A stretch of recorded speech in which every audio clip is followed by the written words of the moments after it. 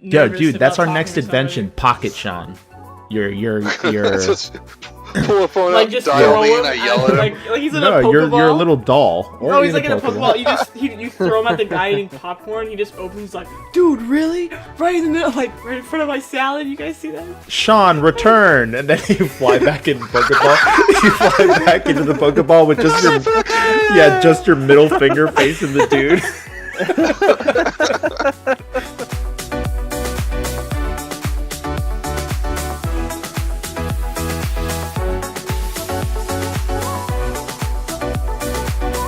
Hello, everyone, and welcome to episode 37 of the Thought Patrol podcast.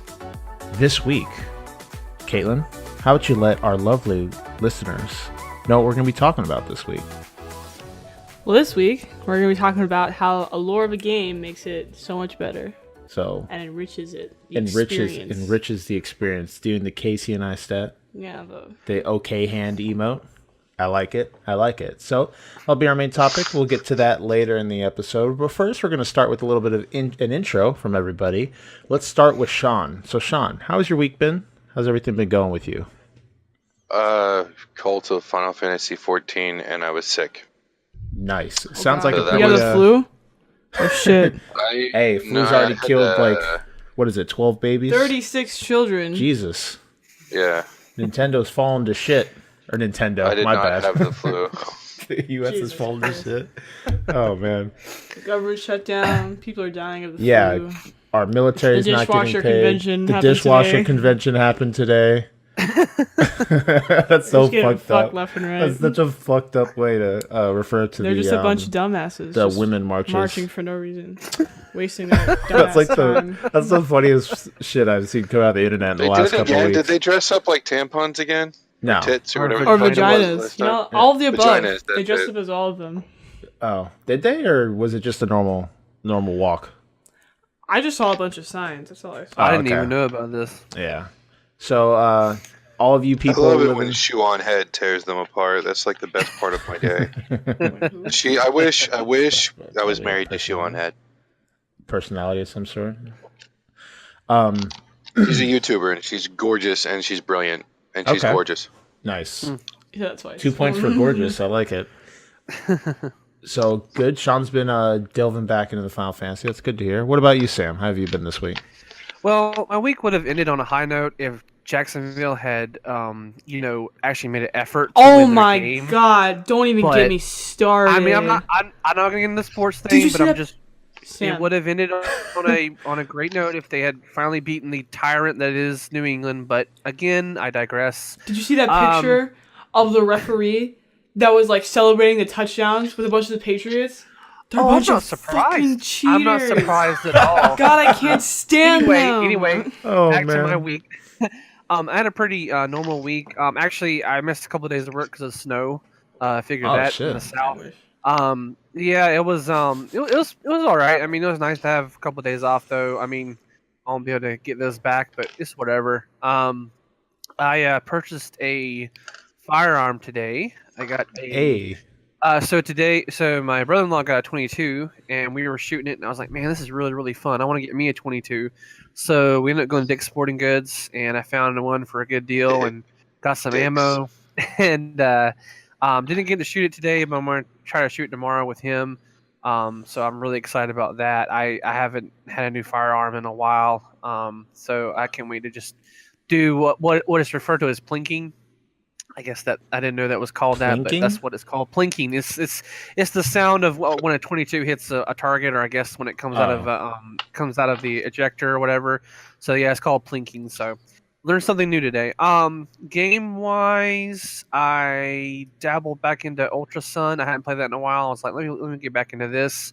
I forgot those did that games for a even little- fucking came out. Yeah, I know. I just played it for a little bit. Let's see. I've been going through Horizon Zero Dawn again, just trying to get through all the stuff and everything, just trying to get through that game. And then played some old PS2 games. Whoop, whoop. Yeah, me and my brother-in-law played a few. It was really fun. Played SSX. We played some old Madden.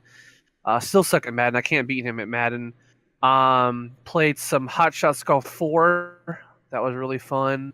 Let's see, played some MX Supercross. That was pretty fun. All these But yeah, just went a little. sports games. went on Yeah, down- it was a whole sports. Where's the Normie. Devil May Cry or the Gungrave You're or a fucking normie? unfortunately, we we didn't get Rayman? we didn't get into those because I love Raymond. he's not much of a Everybody gamer like loves that.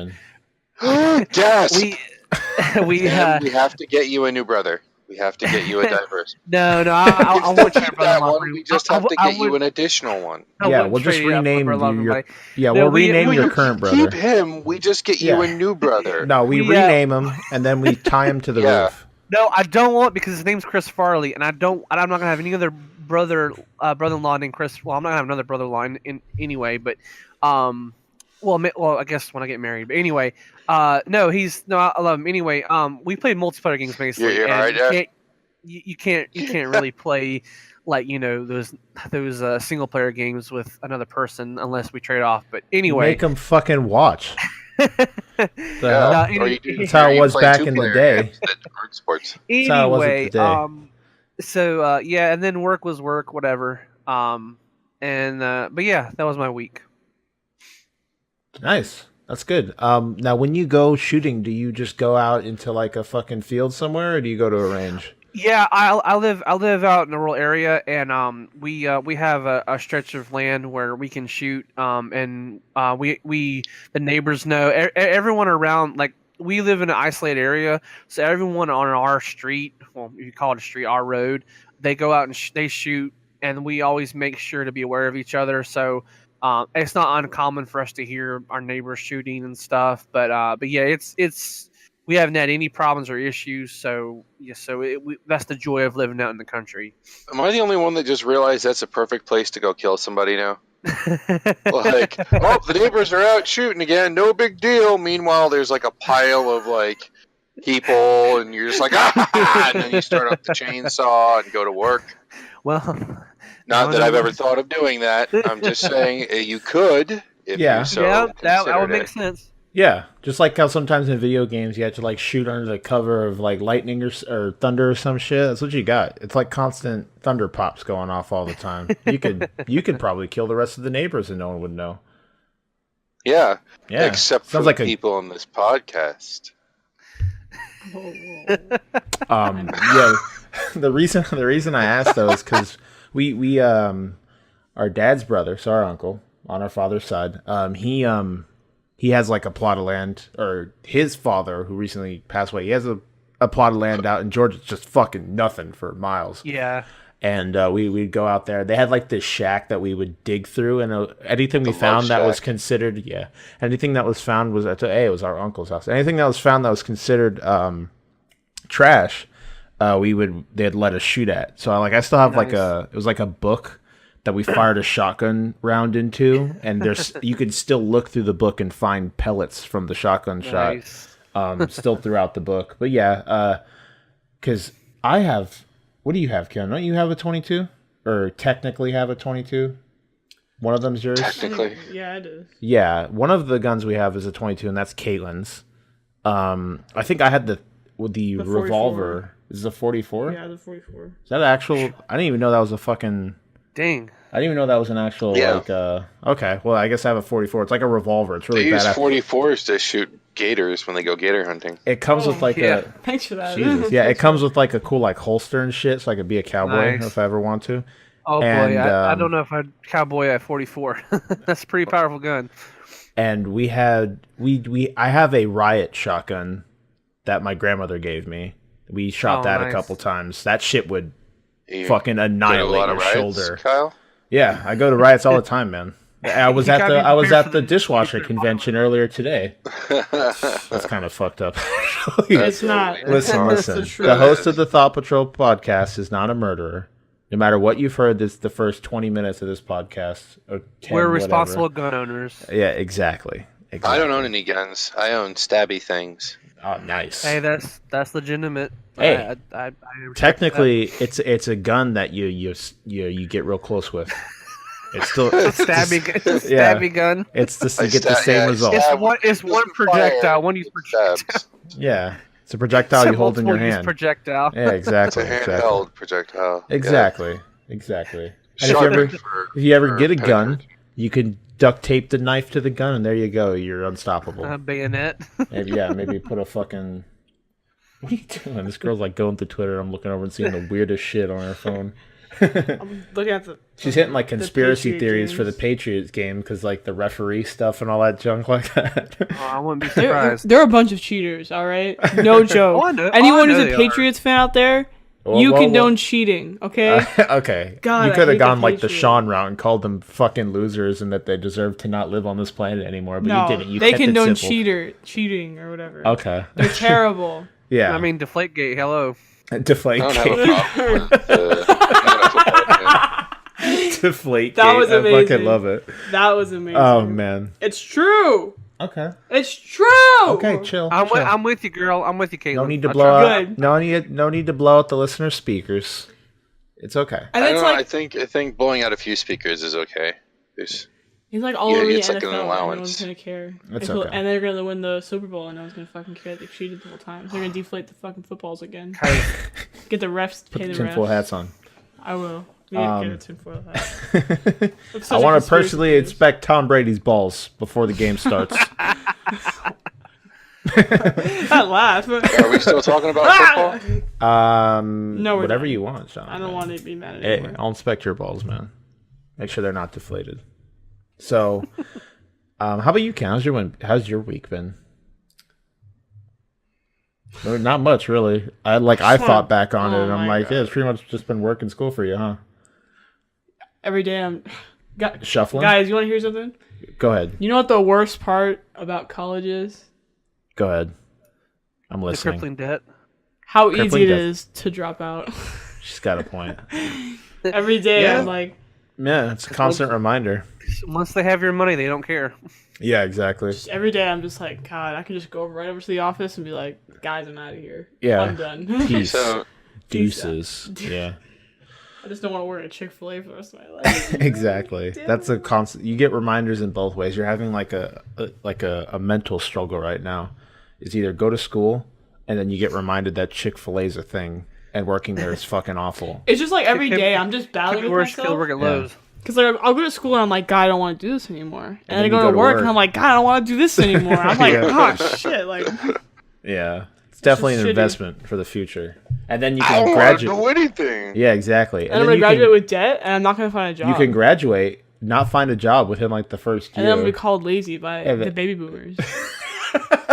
Oh, gonna it's say getting I'm really lazy. Don't fucking- even get me started on that. Getting really fucking deep now, man.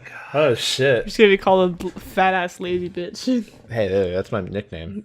God. Oh. Yeah, fat ass lazy bitch. Oh, but it applies to you. It does. You would not be wrong there. I think you're the one that gave you the nickname, right? Oh yeah. Yeah. Okay. So we're good. So yeah, I did nothing this week. That's good. Ken, you need to get back and start like playing games again, Suck man. my ass, Kyle. I'm just saying, man. You still haven't finished Persona. That's a good game. You're really close too. Ooh, I need to finish that one too. Yeah. So. Shawn's sitting there, hasn't finished. Hasn't even hasn't started. fucking Persona 5. Oh my gosh. Hey, you're part of the problem, Shawn. Shawn is part of the problem. Am I part of the problem or the solution? No, I think you're the problem. Actually, It's you're okay. all about definitely the perspective. problem. Exactly. So I've had a good week. We went to go see me and one of my friends, Kayla. I think I've talked about her before. We went to go see. What else did we go Don't use her do? name, Kyle. It doesn't matter. How many Kaylas, listeners? How many Kaylas do you know? Kayla Leave a Banapple. comment down below. I know if you can. She's like, no, this is her name. This is her address. No, Yeah. her name. Social credit No, card her information. name is Kayla Banapple. That's her name. Banapple? Yeah. Shit. So we went to go I see released the information. Mary and the Witch's Flower earlier this week, Ah. which was basically the Sounds new. like a sex joke. Yeah, basically it's What? the new an attempt at the new Ghibli because Ghibli stopped production in 2014. If you do not know what Ghibli is, think like Pixar but Japan, kind of like that. So they make animated films that are really yeah, they good. animate my ass. So they're really I good love how movies. your ass enters into all kinds of conversations, just Yeah. like either to be sucked or animated. It transverses dimensions. I try. That's good, man. That's a powerful skill. You have to keep that in check. Never know what might happen. You know what Uncle Ben said. I talk With about great it asses sometimes. come great responsibility. Exactly. I shouldn't continue. Listen, you're the one telling us not to go on tangents, and you're Oh, initiating sorry. them. That's the topic of today's show, folks, is Caitlyn's tangents. ass. Well, last half hour is just going to be... Hey, just you wait for the Asked. anniversary episode. Oh, shit. Every time I ask Caitlyn for a topic, she's like, butts. That'll be the anniversary Yeah. For episode. 37 episodes, you My just turned me boo. down. But our anniversary episode, Episode we're finally 50, gonna do it. the We're gonna anniversary do it. episode. Actually, it might We're come gonna talk before about that. Because Who has the best butt in Hollywood? in Hollywood. Yeah. I need to get cares some about into Hollywood? some heavy research there. Have you seen Tom Hiddleston's butt? I think you would care. But we have if you- Shawn right here. I don't look up guy butts, so I don't. Hey, I've seen movies, yeah. okay, and I see his butt in movies. All right. And even if it's not there, she imagines it. Yeah, exactly. It's plump. Yeah, you know. Plump. I nominate. It's firm I and nominate. If plump. we're going in the video game category, I nominate Genji's ass for one of the plumpest of I can't remember video names. gaming. Yeah. I nominate B. Who? B. I mean, if we're gonna go both routes, male and female, I nominate 2B because she's got Yeah. one of the finest fucking asses in Oh my video God. games. You fucking started it. Now you're giving me shit. I 'cause did we're- not. Yeah, you did. Well, you're talking about. I'm talking about real people. You're talking about video games. That's, I'm- different. Your butthole transverses all forms of media. Why can't my My suggestions- butthole is real. Okay. Okay, whatever. There's a whole cult in South Florida that does nothing but worship her butthole. That sounds Yeah. like that's the next Paranormal Activity movie. Yeah. Yeah. Paranormal Activity. The Dark Paranormal Below. Activity 69. Yeah, Paranormal Activity 69, The Dark Below. What happened like to the it. other movies? I don't know. It's Paranormal Activity is what happened. Ah. Yeah. The herpes of cinema. No, that's Saw. I'm sorry. That's 80% of all the That's fucking horror Saw. movies that come out. So we have Oh, I gotta take a shit. every time. What the fuck? Just sitting here and I gotta take a shit. That happens every time. All right, so I keep wanting to say Maria, but it's Mary and the Witch's Flower. Dumbass. So real quick, what I thought. Again, this is Studio Ponix, which is it's cool because after the movie was over, they had like a interview with Yonebayashi and the producer of the film, and they talked about like the idea that they're going ahead because Studio Ponix is basically a little bit of Ghibli that broke apart because they stopped producing films and started to try. They're basically trying to continue that legacy and make more movies and make them modern and stuff like that. And on production value level, for the most part, Mary and the Witch's Flower. Come on. I keep wanting to say Maria. Mary and the Witch's Flower was beautiful. The animation was fantastic. The music was really fucking good. Although I wish they used like the flagship song a lot more. They didn't use it as much as I thought they would, and it's really fucking nice. And I was just, I don't know, I was kind of disappointed they didn't use it more often. But the music was really good. Animation was fantastic. The scenes were all very detailed. Everything moving. Again, something you'd expect from Ghibli. Very high quality animation that it just wows you as you watch it. The only gripe I had with the film is the pacing was kind of weird because the film was shorter. It was about an hour and 40 minutes. And it felt like it ended kind of quickly. And usually when you watch a Ghibli movie, Caitlyn can attest to this, is it feels like this grandiose adventure most of the time, right? Yeah, it feels like this grandiose adventure most of the time. And just with this one, although it started that way, it felt like it ended very quickly. And that was the only kind of issue I had with it. But for the most part, it was pretty much what you'd expect. It did a good job of capturing the like allure of magic. And like basically the first time you watched Harry Potter, that feeling that you got of like learning about a world that is filled with magic, it gives me that same exact feeling. So really, In your pants. exactly, Whoa, really, whoa! it was really good movie. I enjoyed it a lot. It was really cool because when we got there, they gave us these collectible tickets.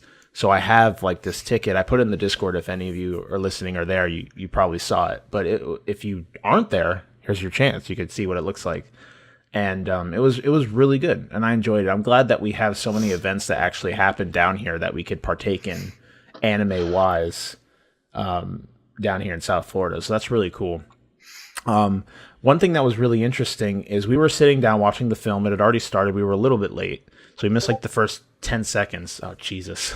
Hello, Jesus. That wasn't me. I didn't. I have to mute that fucking Discord. I forgot everything. I apologize. You heard it. I muted all the servers. We're good to go. Nice. Hello. Nice. Who's there? Hello, McFly. I'm hungry.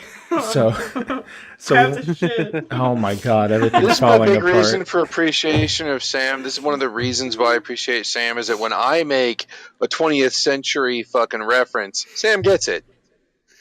Yeah, Kyle because politely moves on, but Sam actually. It's already been 20 minutes. Oh, that's a fact. Has it really been? Kyle, you butthead. It's already been 20 minutes. We got to keep moving. I'm the Gestapo for tonight, guys. We got to keep you moving. So Stopple. yeah, Yeah, don't make me Caitlyn got burn you. homework to do. Yeah, And it's Caitlyn due got- at 11:30. I got Jesus. 4 quizzes due at All right, 11:30. let's turn on the hyperdrive. Yeah, exactly.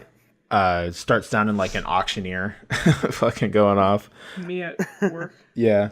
So again, very enjoyable movie. If you like the idea of magic, if you like the idea of anime in general, I feel like you deserve it to owe it to yourself to watch it. I'm sure you could find it online if it's not in the selective viewings near you, if they're still even going on by the time this is up on Tuesday. Just awesome film. I enjoyed it a lot. It was really good. But yeah, back to what I was saying. So the movie was playing. We were about like 30 or about a couple minutes in, and the movie goes fucking black. Screen goes black. And I'm sitting there and like next to Caitlyn, like what the fuck's going on? And like a couple minutes before that, there was a dude. Okay, movie theater issues, right? Fucking, there's this dude. There's Your this dude. thoughts are so fucking scattered right now. There's this dude sitting to the right of me that he had like a medium bag of popcorn, so it wasn't the bucket, it was a bag. And this man was at the bottom of the popcorn, already 10 minutes into the movie. This guy was at the bottom of the popcorn bag, so he had fucking full hand in the bag, like ruffling it around, and he was the noisiest goddamn piece of garbage that I've ever. He was so fucking noisy, man. And I looked over to Kayla, and she was looking right at him too. Like, what is with this guy? He's so noisy. It's almost like he's digging for gold in this medium bag of popcorn. I'm like, what are you doing, dude? You're so loud. And then after that, there was a dude that Where was like, exactly was it in his lap? he was just holding it with two hands. So he had one hand on the bottom of the bag and the other hand digging in it like it was a fucking Pringles can or something. And it was just Why didn't you just tell him to fucking cut that shit out? I've done that before. because listen. Dude, really? Really? You have to do that right now while the movie's playing. Really? This is what you're doing? And then you fart in his Really? face, then politely leave. I need a Shawn for when Yeah, exactly. when I'm like. Yo, nervous dude, that's about our talking next to somebody. invention, Pocket Sean. You're Just pull a phone Like up, just dial throw me, him and I yell at him. like he's in no, a Pokeball. you're a little doll. Or Oh, he's like in a Pokeball. You throw him at the guy eating popcorn. He just opens. He's like, dude, really? Right in the middle, like right in front of my salad. You guys see that? Sean, return, and then you fly back in the Pokeball. You fly back into the Pokeball with just your middle finger facing the dude. Have you guys ever seen that video? And it's like this girl, she's eating salad, and these two guys they start having sex right in front of her. She's like, right in Is that front of my not- salad. Right in front of my salad, really? It's like it's a common occurrence or something like that. Yeah, but that Sean, what type would Sean be if he was a Pokemon? What A type? fire type. A fire type? Yeah. Definitely. Yeah, definitely a fire type. He just burst out. He's got like a flame mohawk. It's like, fuck you, motherfucker. And goes back into the Pokeball. Yeah, that'd be perfect. So, yeah, but, and then there's a dude behind us that he was talking to one of the employees, and he was practically screaming at the man inside of the movie theater with the movie fucking going. I'm like, dude, do you have like What a the shit conception of an inside voice? Like, holy shit. And me and Caitlyn watched all these Ghibli films, never had an issue like this. So the dude, they come back out after they restart the film practically, and they're like, okay, guy, again, this is the employee talking over the movie in like the bottom corner of the fucking theater. And he's like, all right, guys, sorry, but if you paid for the dub, because there was apparently a dub purchase, I couldn't find it. I only had the one that they had. It was at 7, which was I thought was the sub, but apparently that was like the dub, so you could watch it with the voices in English and stuff like that. And he's like, this is the only version of the film that we have, Japanese subbed. And he's like, if you want to be reimbursed, visit the front desk and shit like that. And then he just left.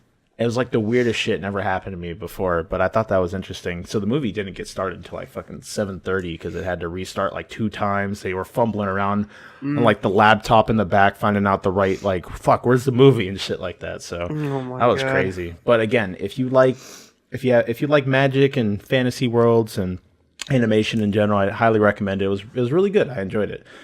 Especially Ghibli movies are always good for showing entire family members. So if you have selective viewings near you or something like that, I definitely recommend going to check it out. So last time I was at a movie and some dipshit was talking loudly through the movie, I stopped and stood up, walked over, sat down next. I'm like, dude, that is so awesome. I don't know if you noticed.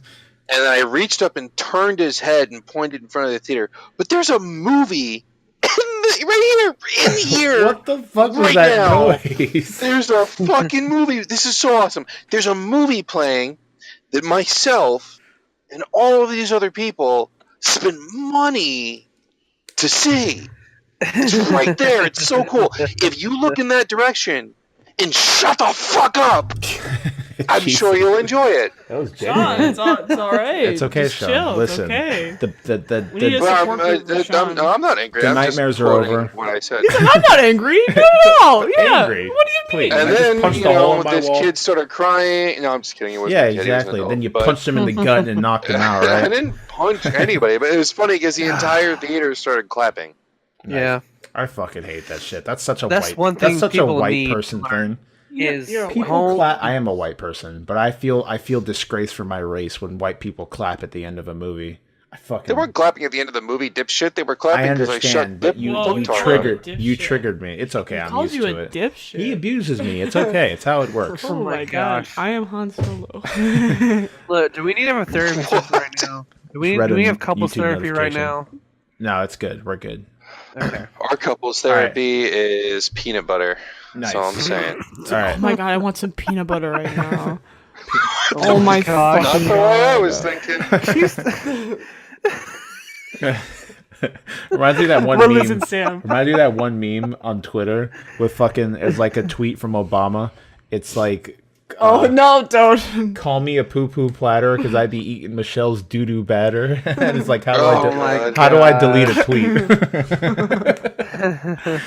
Oh, that's what peanut butter reminded me of. Can I go make a peanut butter and jelly sandwich? Yeah, if you want.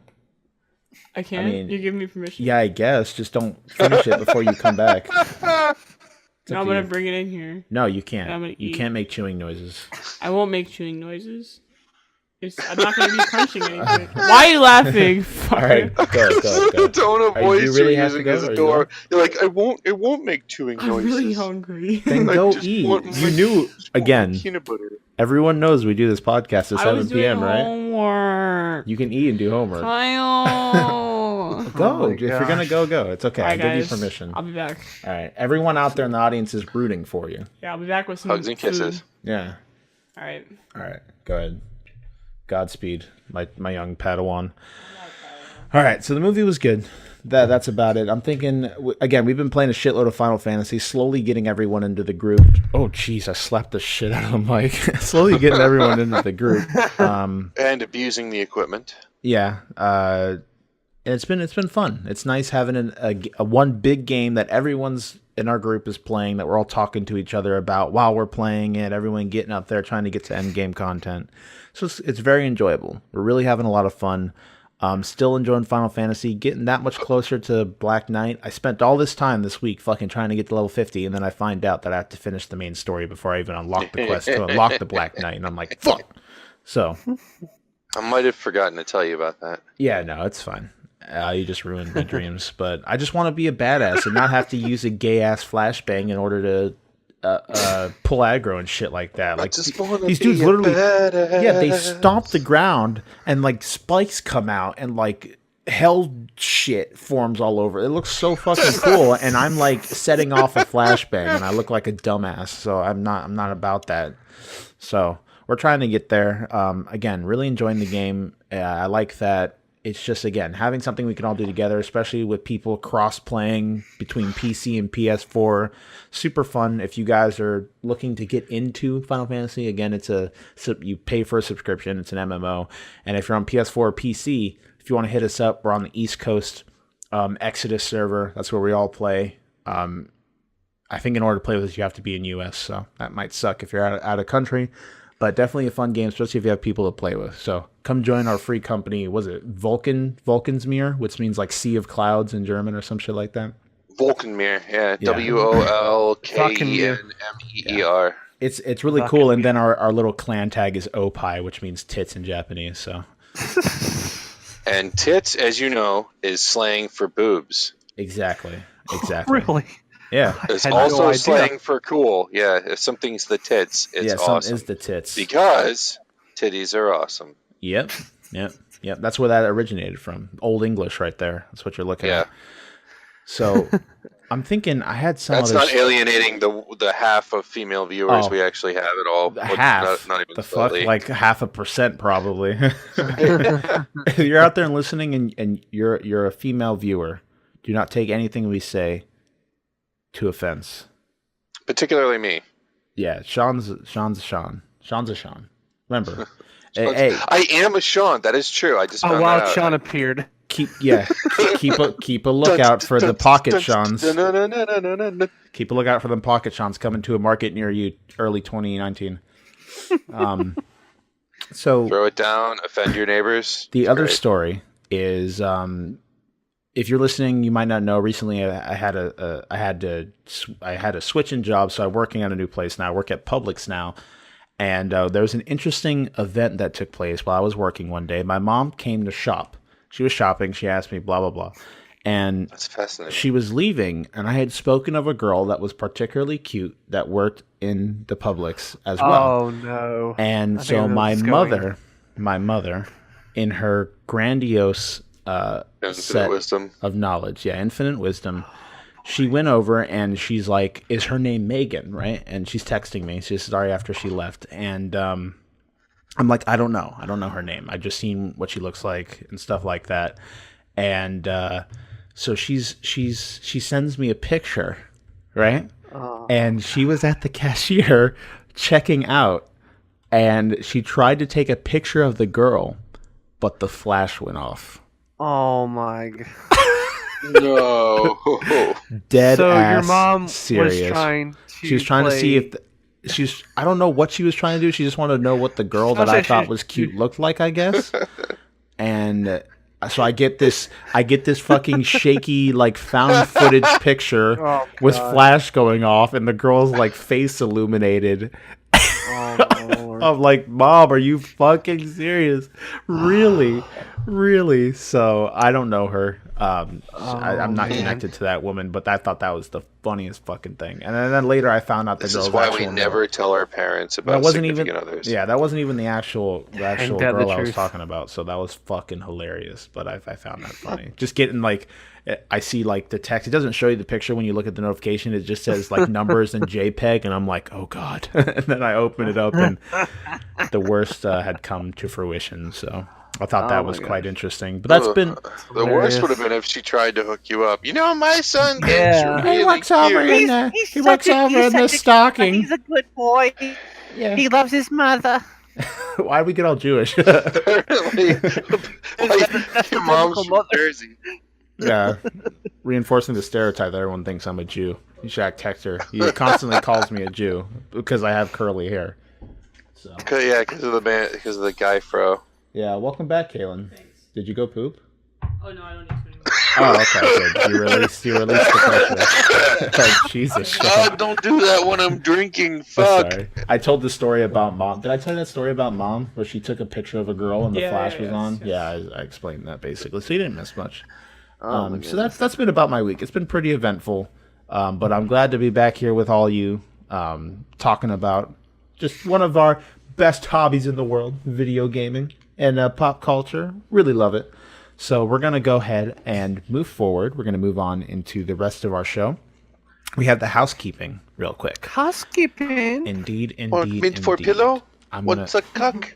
Yes, took indeed. you off? Oh, God. I like the Jar Jar Binks one that Tyler pulled that one time. That was pretty nice. What?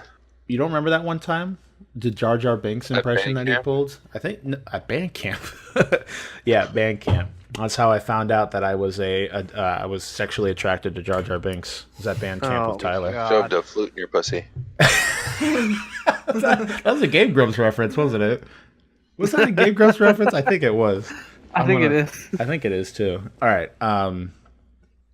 Yeah, so if you guys want to communicate with us, get into contact with us, say hi, see how our day is going, or try and organize a game night that you could play with us, you could either join our Discord. All these links will be in the description below. If you're on YouTube or even on your podcasting service, you'll find all these links below. Feel free, if you find anything that we talk about this episode to be particularly interesting, feel free to leave a comment. We'd love to hear from you guys. Also, if you want more of us, we do come out every... Oh, that sounded wrong. This podcast comes out every Tuesday at 8 a.m., so feel free to subscribe on either your respective podcasting service or on YouTube, our homepage. Also, you can check out our Twitter. I know we've been recently getting a couple follows. I know Hell Teacher Loki, who's he is a very cool dude. He recently followed us on Twitter. And also joined the Discord. So that's a way to keep up with us. Again, if we organize stuff in the future, stream nights, whatever like that, it's the best way to get updates from us. Also, we actually have iTunes reviews to read. Now, hear me out. If you've left an iTunes review, I apologize because I misunderstood how you check them. I didn't know you actually had to fucking download iTunes to do it. So, God, you're so stupid. Listen here. I'm gonna open up iTunes real quick. I don't want this cancerous program on my computer. It's so fucking annoying. Ah, shit. I spilled Who it. uses iTunes? Caitlyn spilled on herself already. Wonderful. She spilled peanut butter? How the fuck you do that? No, she has pee. Oh. Like The way you both Peanut said that butter- at the exact same time. peanut butter.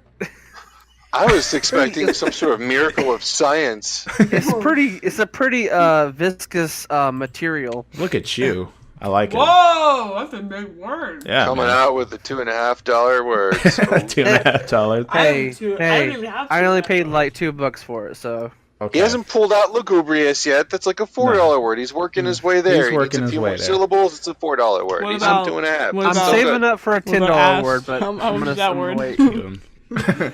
I like how you disappear for 10 minutes and your first thing to contribute to the conversation is the word ass. We're already back to it. It's good. That's why you're here, Caitlyn. That's why I keep you here. That's why you're not dead yet. Oh. Because of ass. Wait, that Exactly. sounds wrong. It does sound wrong. All right, so It's so good. yeah. So we have 5 reviews. One of them actually isn't review, it's Really? just a 5-star 5? rating. So I do appreciate that ghost raider. I appreciate you leaving us that 5-star review. But we have another 5-star review. This is on January 5th. So again, I do apologize. This was a while ago, but I forgot that. I thought there'd be another way of checking, but it was not the case. So this is by Legit Skater. And now I think I might know who this is. Now, if I get this right, I want you to let me know in one form or way or another. But I think this is Carlos Perez. Send nudes. Does, His last name. so, Oh yeah. how many Carlos Perez's are there? A million. Okay, but if this is you, Carlos, Probably a let us million. know. But I'm going to go ahead and read the review. It's a love it, 5 stars. The humor and stories and explanations throughout. Shows, movies, games, video games. Everything was perfect to listen to. Can't wait for more content. So we do appreciate that. And Yeah. What? So again, if you guys want to get your review read on the podcast, no matter what it is, we will read it as long as it doesn't contain any profanity of pretty absurd nature. Because we curse, but we do appreciate any help you guys can help us with, even if you just come over and subscribe to the YouTube and don't even watch the videos. Just the extra subscriptions help. So we would appreciate anything you guys would feel the need to do. Even if you leave 1-star, tell us our audio is crap or whatever. We appreciate it. So as long as it makes sense. All right.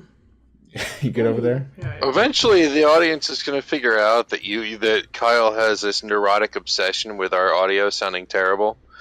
I mean, Even it's though not the that audience bad, to but it could date be much hasn't better. given two shits. But No, it is just true. for instance, It Kyle is true. this neurotic nightmare where our audio is awful and we're terrible, terrible, terrible. I mean, it's because not of bad audio. horrendous. I've heard worse, but it could be better, and that's always. Oh, excuse me. That's always something that could. I'm sorry. I don't even know where that came from. I haven't eaten anything today. All right. Okay, so that was housekeeping. Again, those are ways. If you guys want to see any of those links, they'll be down in the description of wherever you're tuning into us. So we appreciate that. We're gonna move on to our game segment now. This is a continuation of last week. We need to finish the shit word. We got 5 into it, and we never finished it. And we have a whole essay of different types of shit. So we're going to head back in to the shit encyclopedia and get back into it. Shitslopedia. The shitslopedia. Where did we stop? I don't even know. What's the crowd pleaser? Wasn't it the crowd pleaser? I think it was the crowd pleaser. We had the ghost one. We'll start at... No, I don't think so. We'll start at... we'll start at the G, I really wish I could shit. Do you want to go? How about can we shotgun these back and forth? Can you read that? I got my last bite of peanut butter and jelly. So Oh, okay, I'll go first then. I really don't want to. I really gotta don't want to focus on my sandwich. I really don't. Yeah, It's just fuck your not going any- podcast. I don't want to Jeff, read that. It's going Yeah. right in my mouth. All right. So we have the G, I really wish I could shit. The kind where you want to shit, but even after straining your guts out, all you can do is sit on the toilet, cramped and farting. Yeah, I have run into quite a few of these where you bust ass. I've had multiple times where I'll be out in public. Now, I've heard a lot of people cannot poop in public. I do not have that issue at all. Yeah. I could rip ass in public and not have any problems with it. But I'll get some times where I'm like, I think the world is ending, Diglett's evolving into Doug Trio, and I need to get on a toilet as fast as fucking possible. And I'll sprint my ass to the bathroom. Shawn didn't laugh at all. That was funny. And I'll sit down and fucking straight up, I'll just sit there cramped and a little poop will come out here and there. But for the most part, I can't poop. Yeah. And then you get up, but you feel the need to keep pooping, and you're stuck in a state of forever loneliness. So I just pictured you at the mall, and all of a sudden, the Mission Impossible thing starts, and you look at the camera, and your eyebrows pop out, and your eyes bug a little bit, and then it immediately switches into a 1980s cartoon theme song. He's got the power. That was nice. That was nice, yeah. Hitting octaves grabbing you never your even heard. pants, pulling them out, high stepping it, looking for a bathroom. Yeah, straight up. Ooh, excuse me.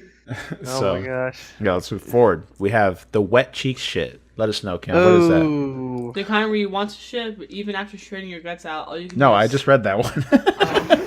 Sorry, guys. I haven't graduated yet. God damn it. All right. The wet cheek shit, right? Yeah. Also known as the power dump, as the kind that comes out of your ass so fast that your butt cheeks get splashed with toilet water. Oh yes, I've had those. Oh my gosh. That's so gross. Ooh. I don't think I've ever had the pleasure of experiencing something like that. You don't want it. You Because the water's cold. You're not missing anything. The water's cold.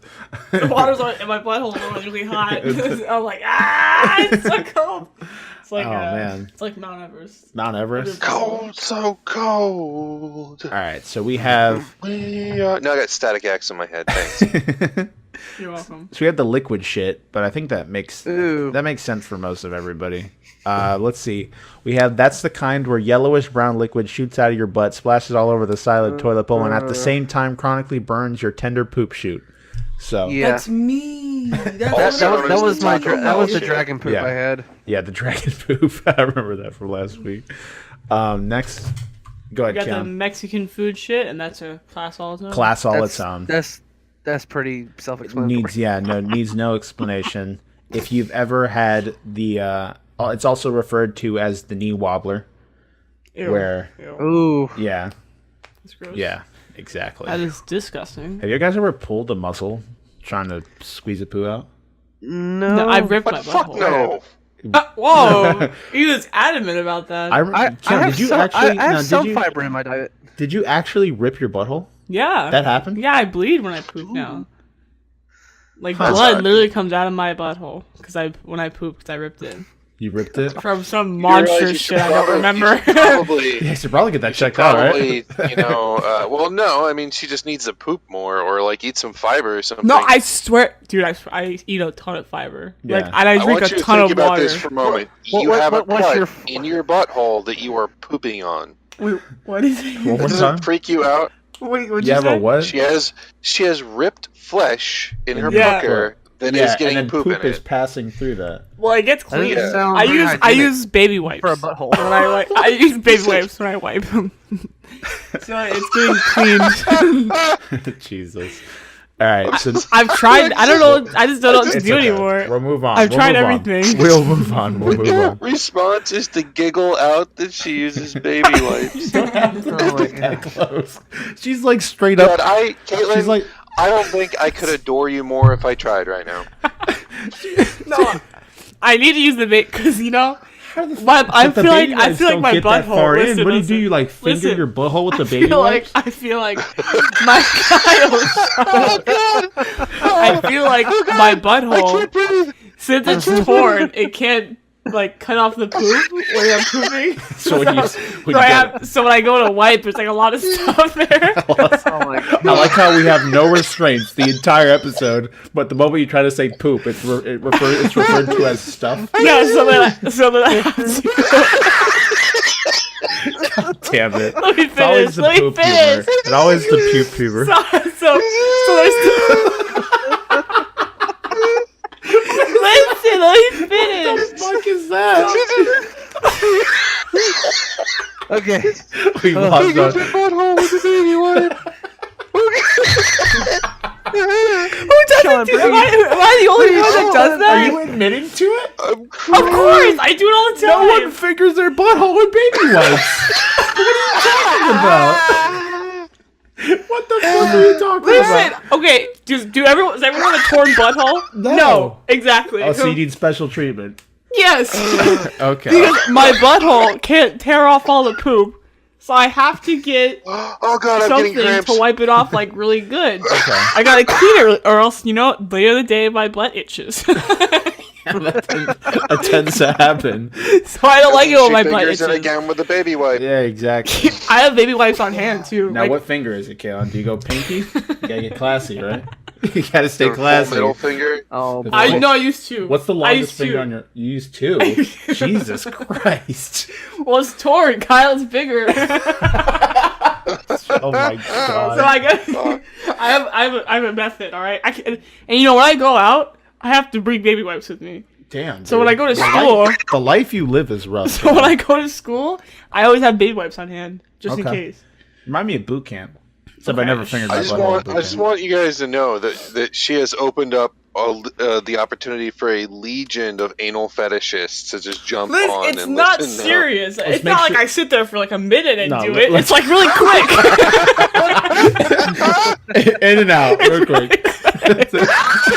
In and out, man. No, it's really fast. Like you guys are making this huge deal out of it. No, you wrap it around your finger. It's like it's No, up, you feel no. a rush of cold. You get a little bit of a goosebump, and then you're good to I don't go. even go that far up. It's just like it's really fast. Oh god! No, you're gonna get to the good. Oh, It's God. really quick. All right, I Okay, promise. It's okay. really fast. Okay. Oh god! Okay, never share your last Just like, name on look, the it's show. only the second knuckle. All right, calm down. Knuckle? Look down at her hand. Jesus. No, Oh, it's man. to like the end. It's like to the end of my fingernail, and that's it. Oh my Oh god. god, did she actually look at her hand? Yeah, she did. She was at her. Oh, I love you I need so much. reference. I need reference. Oh, which one is it? All right, let's do a couple more. Guys, I'm in anatomy. All right. I promise. Oh man. Yes, you are. All right, let's get the crowd pleaser. Let it rip, It's Kim. you. That's you. No, I That's read me. the That's last me. one. This shit is so Pretty sure intriguing. that last one was a crowd pleaser. This shit is this shit is so intriguing in size and/or appearance that you have to show it to someone before flushing. Yeah, Oh. doctor. Yeah, you doo-doo out like This- Abraham this is Lincoln the has a Instagram piece one. of poop. Yeah, the Instagram doo-doo. I had some dude that I used to know from high school. Somebody that his, I used to know. his Skype picture was a piece of shit, and I asked him like, "What was that?" He's like, "Dude, it was so big, I had to take a picture." Oh my God. And then he put it on. Yeah, he Skype. must be That was his Skype photo. Just swimming Oh. with ladies. Yeah, I know. He Right? must be I just remember- grabbing all of them. I remember one time at a summer camp. Oh God. These two girls would eat a whole watermelon. Oh, and you then- scared me there for a second, Sam. Eat a hole, and I'm like, oh God, we're talking about poop. No. Listen, they ate a bunch of watermelon, and then they would Okay. like text each other their poop because it looked really weird because they ate so much watermelon. I gotta Like do it was now. like all the seeds and stuff were still in there and everything. It was like, oh, that's so gosh, that's disgusting. Do you know? but Do you know that's- how How birds? do you know they did that? Because they told everybody. They told everyone. Sam's like, I was on the I just nude list. picture- I wasn't expecting that, though. Sam's like, yeah, Sam's peeking in through the bathroom window going, holy shit, there's seeds! No. Figure out how to open the door. No, they told everybody. I was like, well, that's great for wonderful. y'all. You'll have a really close friendship. You know that's how birds like. That's how they migrate like plants, because they take their seeds and they eat it, and it goes right through them, and they poop in different like areas.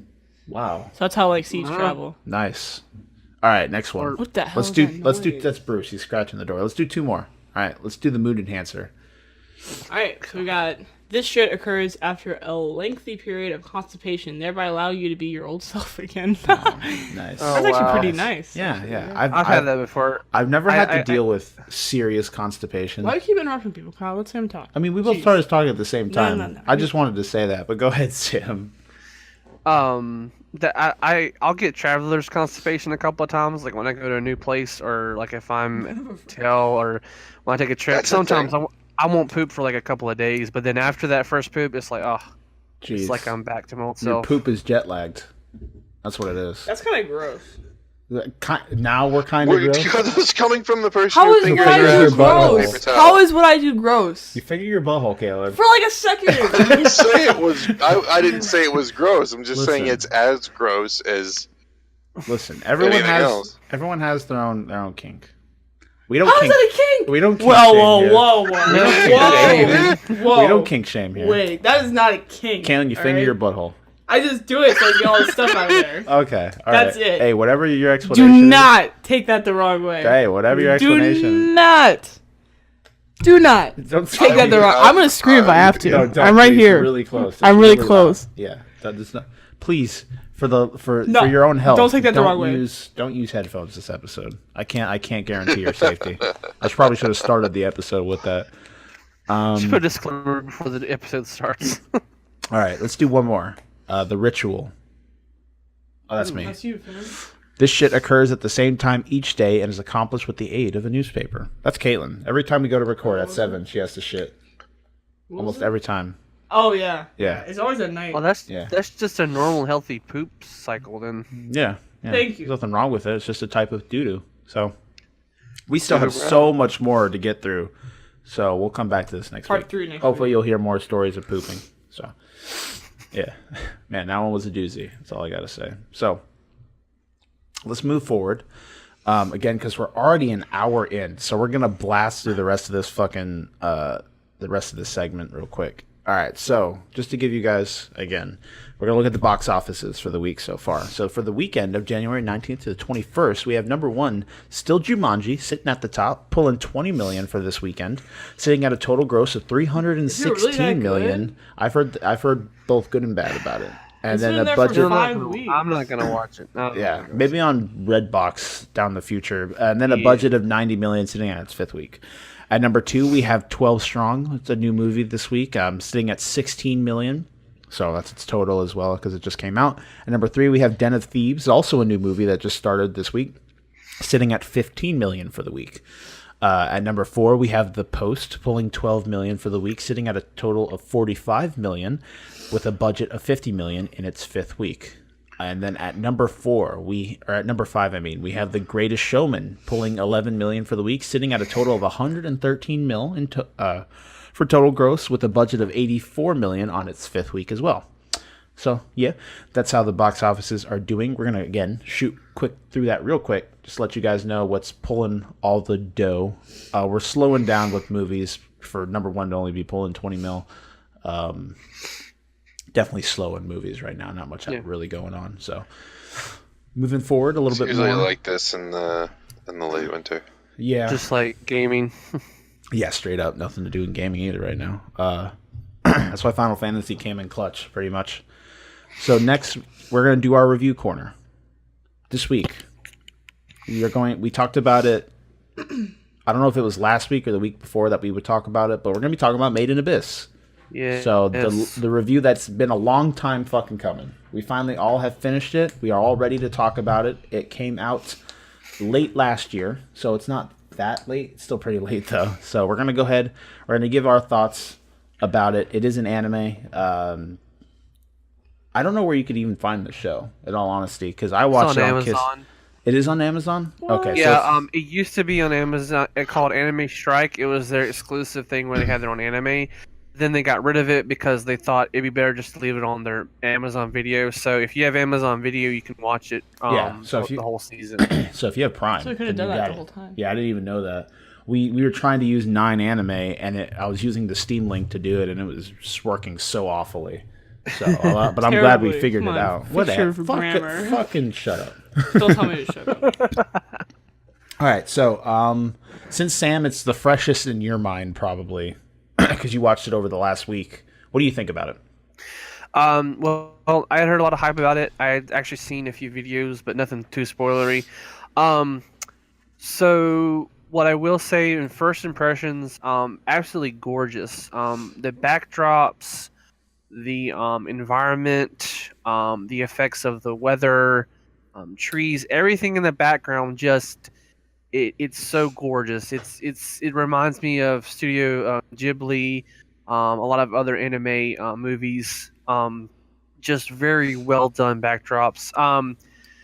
The character, the whole lore is just fantastic. I love the whole diving down into this abyss, getting what you can, coming back up, and doing that pretty much every single day.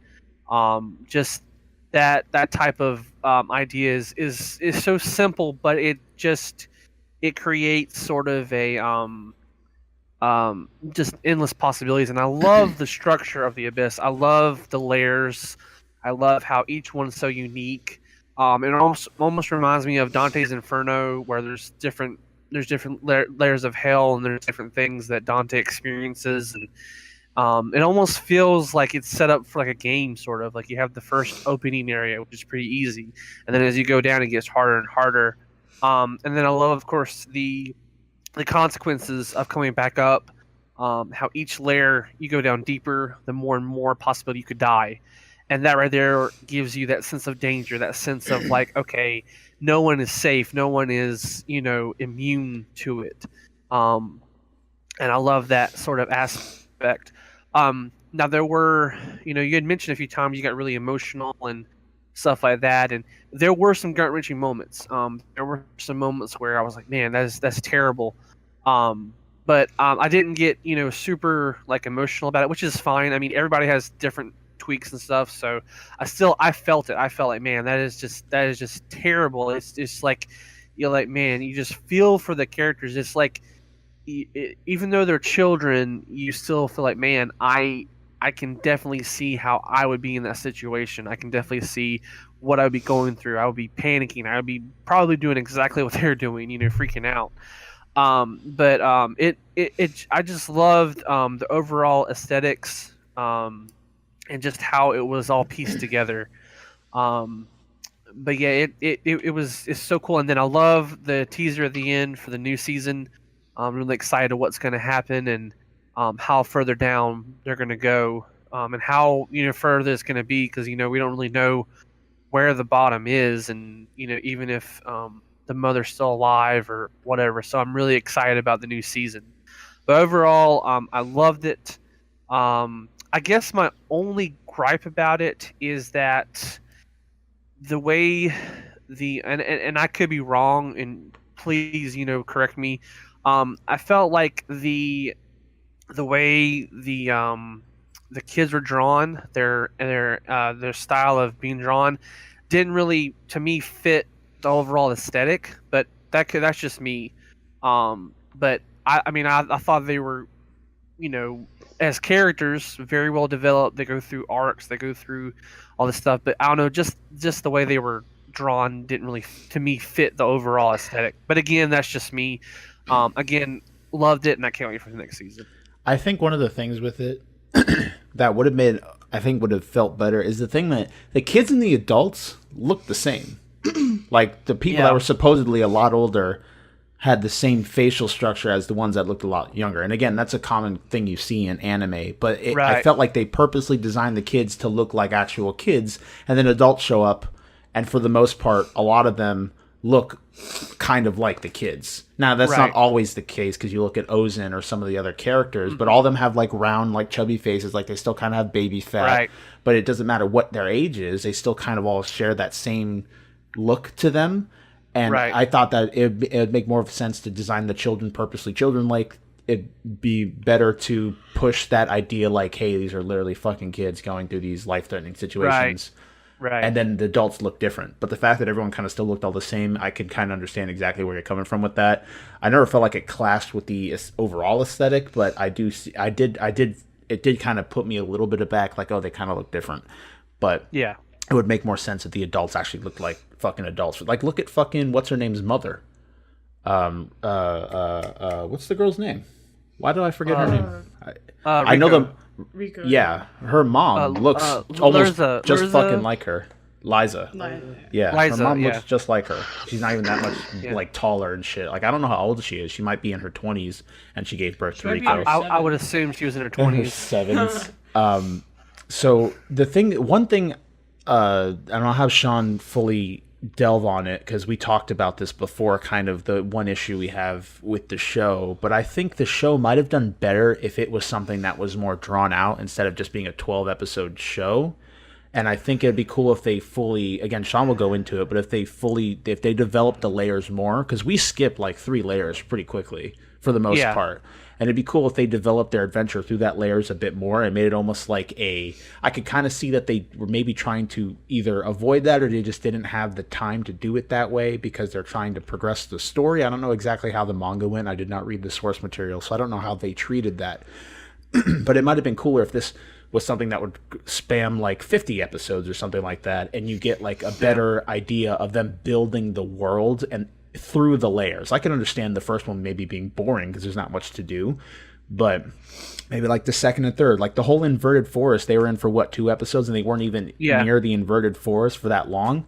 So they kind of just pushed them down to the bottom layers to get to the nitty gritty shit as soon as possible, so you could see the more of the characters development. I think that's kind of what saves the show, is that the characters are well done. And I think that for the most part they're enjoyable. I mean, there's a little bit of an issue with Rico and just being completely retarded in some situations, but besides that, I love Reg. I think he's really cool. I really love Nanachi, the bunny girl.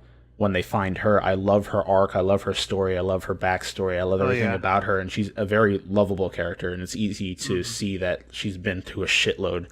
And we're gonna actually discuss spoilers. We'll move into that in a bit, but we're going to talk about the start. So, Shawn, I want you to go ahead and basically explain your opinion on the idea behind the issue that we had with the show. Or you could start with positives if you want. It's up to you. He like cracks his knuckles. No. Positives, I thought there was a lot of creativity in designing the one of the thoughts that I originally had was it was a double-sided knife, because I don't like the fact that it plays out like a video game, but I also kind of like the fact that they went with a trope that is easy to grasp and is still interesting to watch, which is it has levels like a video game. I just think if you're going to give an opportunity like that, why don't you fucking take advantage of it? Why would you speed through all this when you could, again, take the amount of time to develop it? Because the biggest fucking problem that show has is it can't figure out what it's doing. It can't figure out its continuity. There's massive amounts of vital details that you need to make a coherent story, because there isn't one. And they have all this opportunity to do it in a traditional anime style. I mean, when I was growing up, when I was, before I was, like the 8, 9, 10, and 11, 12, 13, in that era, there was this big burst of these really great shows in America that were all anime. and a bunch of them were specifically commissioned, and some of them were just brought over, but they were all adventure stories. They all played out like a Tales video game, you know. You'd end up with one character. They usually almost immediately meet up with an opposite sex character. They would pair up. They would go on this grand adventure, and slowly but surely they'd meet the gruff guy that had the lumberjack axe, and then the robot kid, and then the whatever, and you'd have this motley crew of just like really fun characters that were together on this grand adventure, and they would get split up and put back to, you know, that whole thing. And you've seen tons of shows like that, and as long as they put half of fucking effort into the show, it's usually pretty entertaining and it's fun to go on because it plies off of that childhood imagination wanting to go on an epic adventure thing. This had that perfect opportunity, but it couldn't figure out, are we an adult show? Are we a kids show? Let's draw it like a kids show, but then let's eviscerate somebody on camera like 20 times. Then we're going to show children being tortured to death. Then we're going to show, like, it doesn't know what it wants to be. And I know that some of that's intentional, but if you're going to create something that's so fucking weird, you need to give people more to work with. We have no reasoning for characters behaving like they do. You've got this blonde chick who somehow has an eidetic memory. She's obsessed with exploring a cave that is not well defined and a mythology that's not well defined. You have no idea what the surrounding world is up to. You have no idea how this community survives, and all of these little details that seem inconsequential aren't. Because in a good show, you can see that just in background. They're walking somewhere. You see as they're talking in the background, a ship's pulling up. They're unloading it. The camera briefly pulls over. You see supplies. There's no farmland there. Nothing. They panned around it. There's a city that surrounds the opening in that hole and then miles of ocean. And that's all you're told. They don't tell you enough for that universe to seem real. For it to seem, to build up a mythology that you can believe in. They don't give you anything. They throw these loose details all over the place, just sprinkle them around pell-mell, but with no sense of order or validity, so that you're not sure what you're trying to remember, what you're not. And then they can't stick by an established set of rules with their character. Fuck, what's his name? They measured how long his arms go. Reg. They measured them. I don't think they ever openly stated how long they were. did. It was she like, dragged him out. 40 She meters? 40 she meters? dragged him out. Oh, okay. Yeah, Yeah. I don't remember how long it was, but that's a good thing. They did it in a way that didn't take time. They weren't just vomiting exposition at the camera. It was part of them getting to know each other and her scientific mind experimenting. Bless you. Bless You know? And then, they establish a rule. Now we've got a rule. It's like Superman's impervious to bullets. This dude's arms stretch X far. Now we've got limitations. Now we've got something to work with. We can use that limitation in interesting, stressful situations in the future with the kids, because we know how far his arms go. And then, I don't know, 2 episodes later, his arms stretch like 60 miles. He can manipulate them in midair. His arms do whatever the plot needs them to do at any given time. His arms are the cosmic cube from Marvel.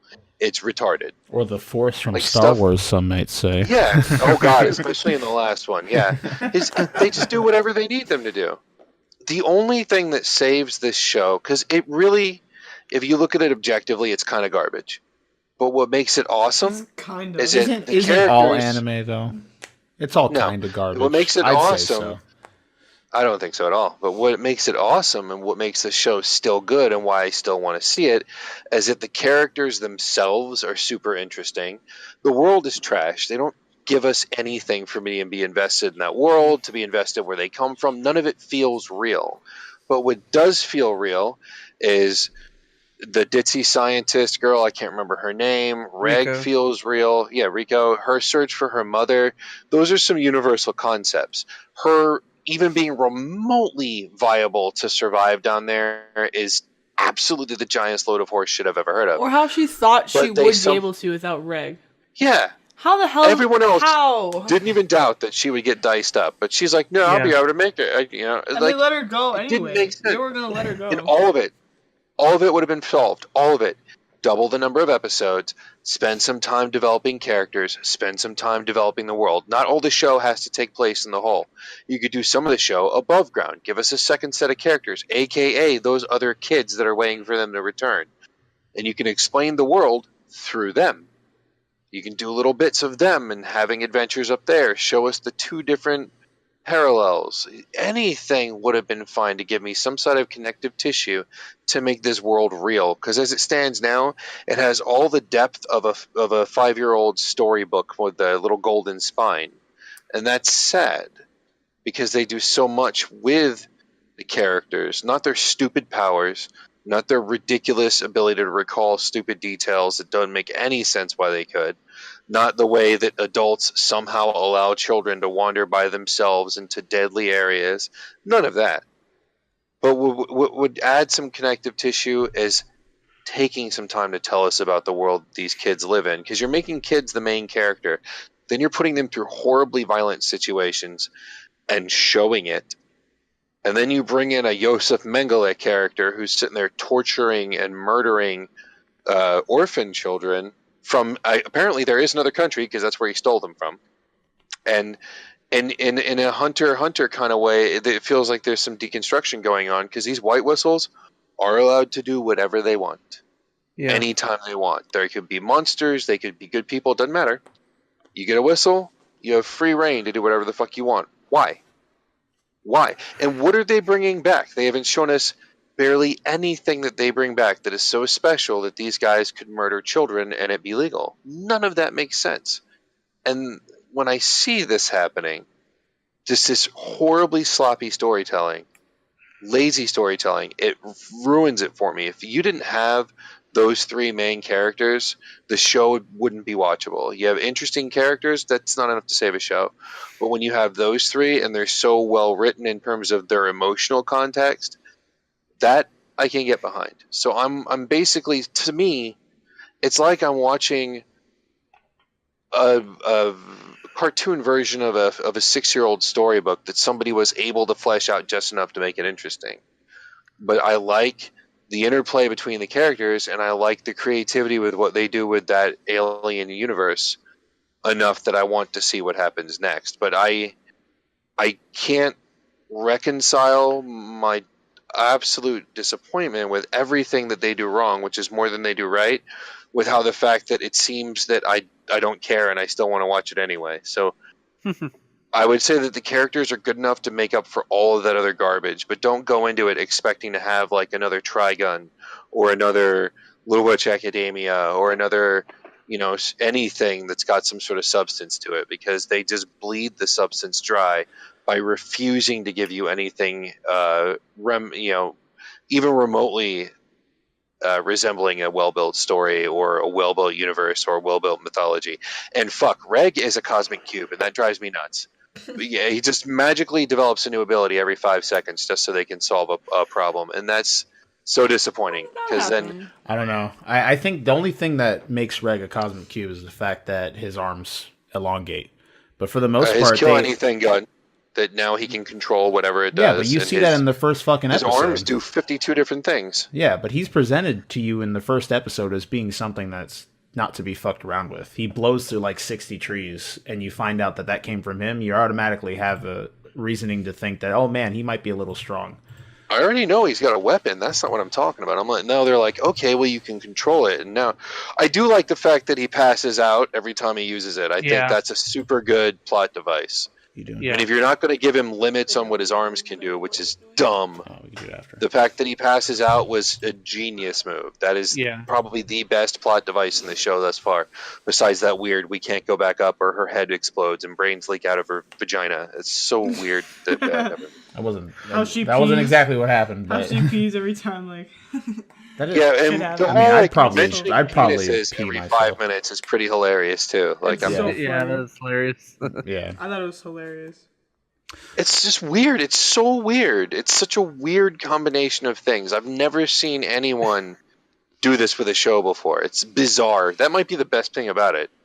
I think it might be what you were referring to earlier. It might be an attempted deconstruction of things like that, adventure shows where we meet new characters and go on this happy trip down into potentially disastrous areas and just everything is expected to be fine in children's shows. You get emotionally violated by a woman who looks like an ox. You get, you know, you meet, in the middle of the show for no reason whatsoever. There's apparently a trans child who went down there and can't go back up. That's just an anime thing. They do traps all the time in fucking weird. anime.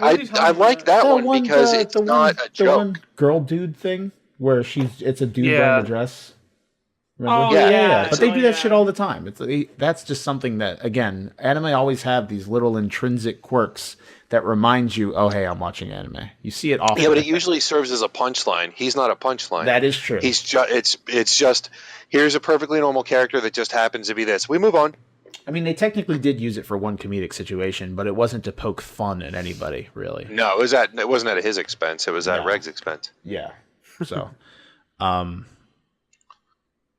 yeah, I think a lot of it we might be looking at time constraints because it happens a lot. Because, I mean, in all honesty, although the design of the environment was very nice, for the most part, there's only certain small situations where animation really got into top tier levels. And for the most part, the rest of the show was just talking. So for the most part, they could have extended this show. So I don't know. I'm assuming we're dealing with either a lack of material or a lack of time to get stuff out. So I don't know exactly how anime is created and done and all that, and that process entirely. But I have heard often of shows falling prey to their animes being shitty when the source material is fantastic because they were working with limited time and budget. So we don't really know exactly how it's going on. You hear that a lot. Yeah. So again, if you're looking for something that's different, as we've stated, we can recommend it because it will at least keep you involved for the most part. If you're looking for something deeper, it might not be something you're into. But for the most part, if you're looking for a pseudo-emotional story that has to deal with kids put in grown-up situations, then you have something here. And fuck people, it goes so dark. So dark. It gets dark. Like death and trying to save a person that's literally practically melting in almost technically two situations. So it does get very heavy. So definitely keep that in mind. That's the whole scene that we poked fun at Kyle because he had to walk out of the room because it was bloody and nasty and shit like that. And it's just something that you would not want to see, like 11-year-old children in as a situation. So definitely keep in mind that might be something that you might run into. Let's get ratings out of 5. Actually, let's stick with traditional out of 10 because we usually do out of 10.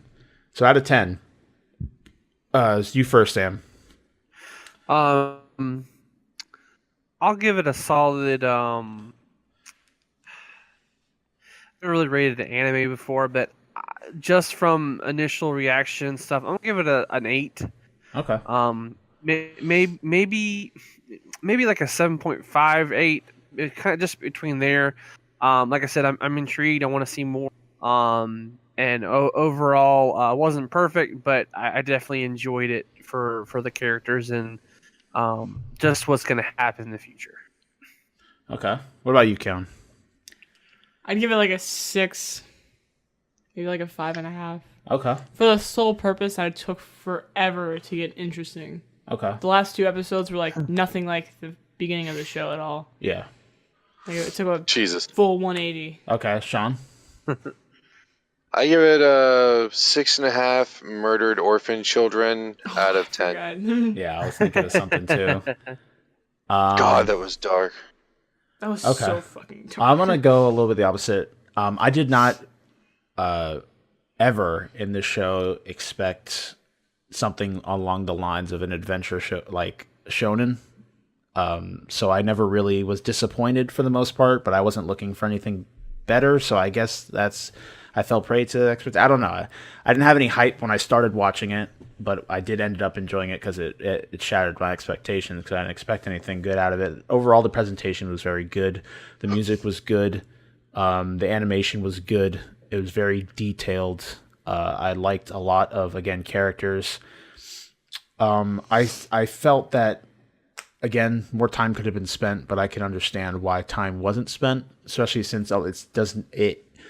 it never seems like they fully focus on trying to build the world. So it's just moving the characters to the parts where they need to be to have those parts happen, and they still had a really big emotional impact on me.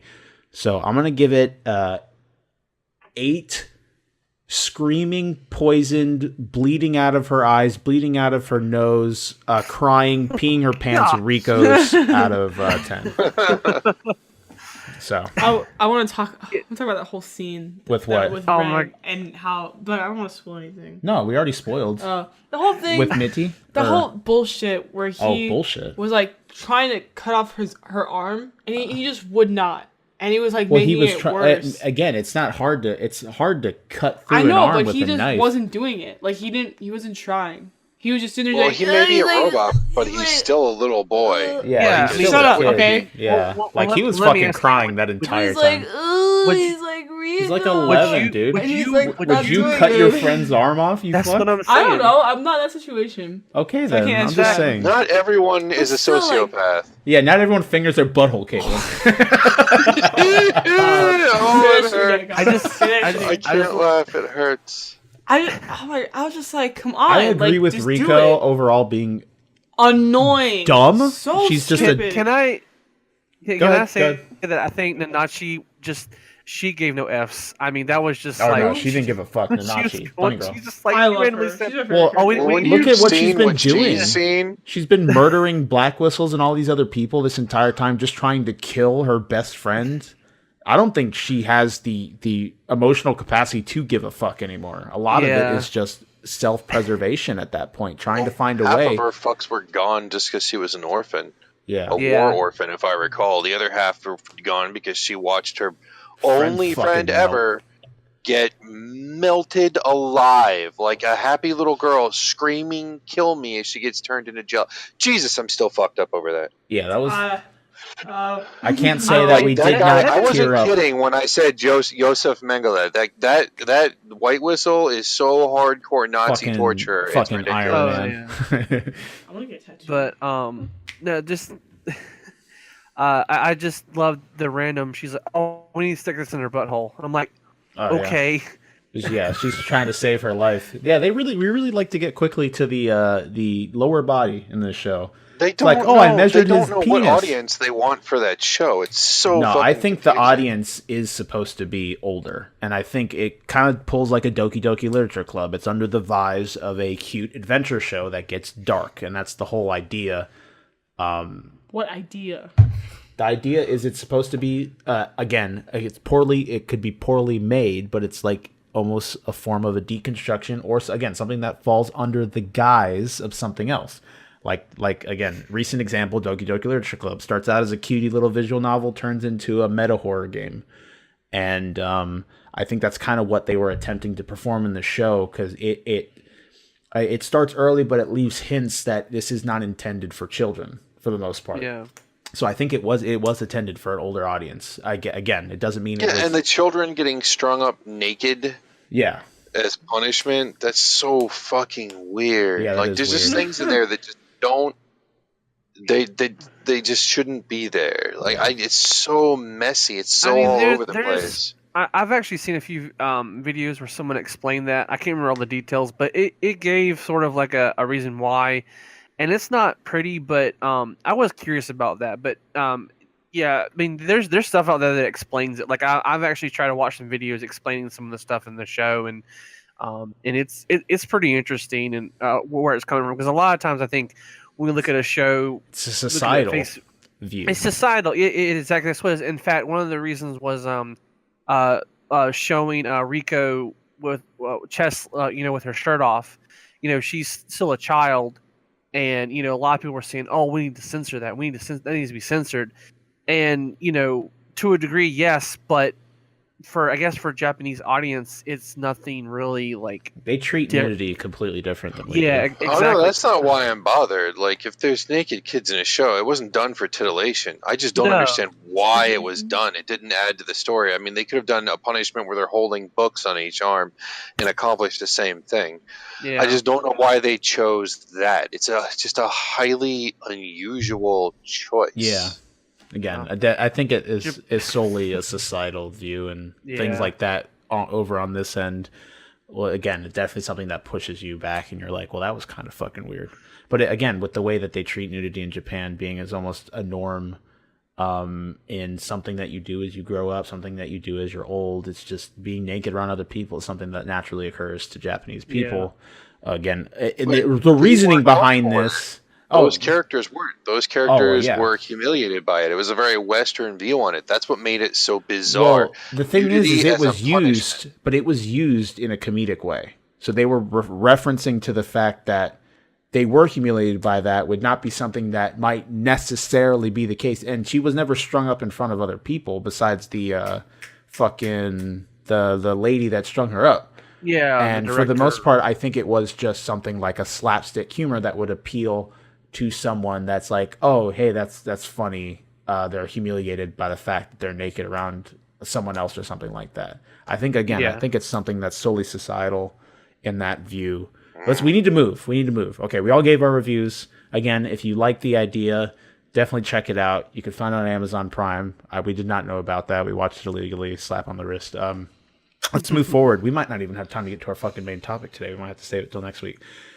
I'm going to blow through all this, and we'll try and give half an hour for our main topic, because that's what we usually do. Okay, so what to look for. We have games coming in the future. This week, we have a lot coming out, which is really cool. We have Lost Spear coming to PS4, Switch, PC on January the 23rd, which is the new game by the people that made... what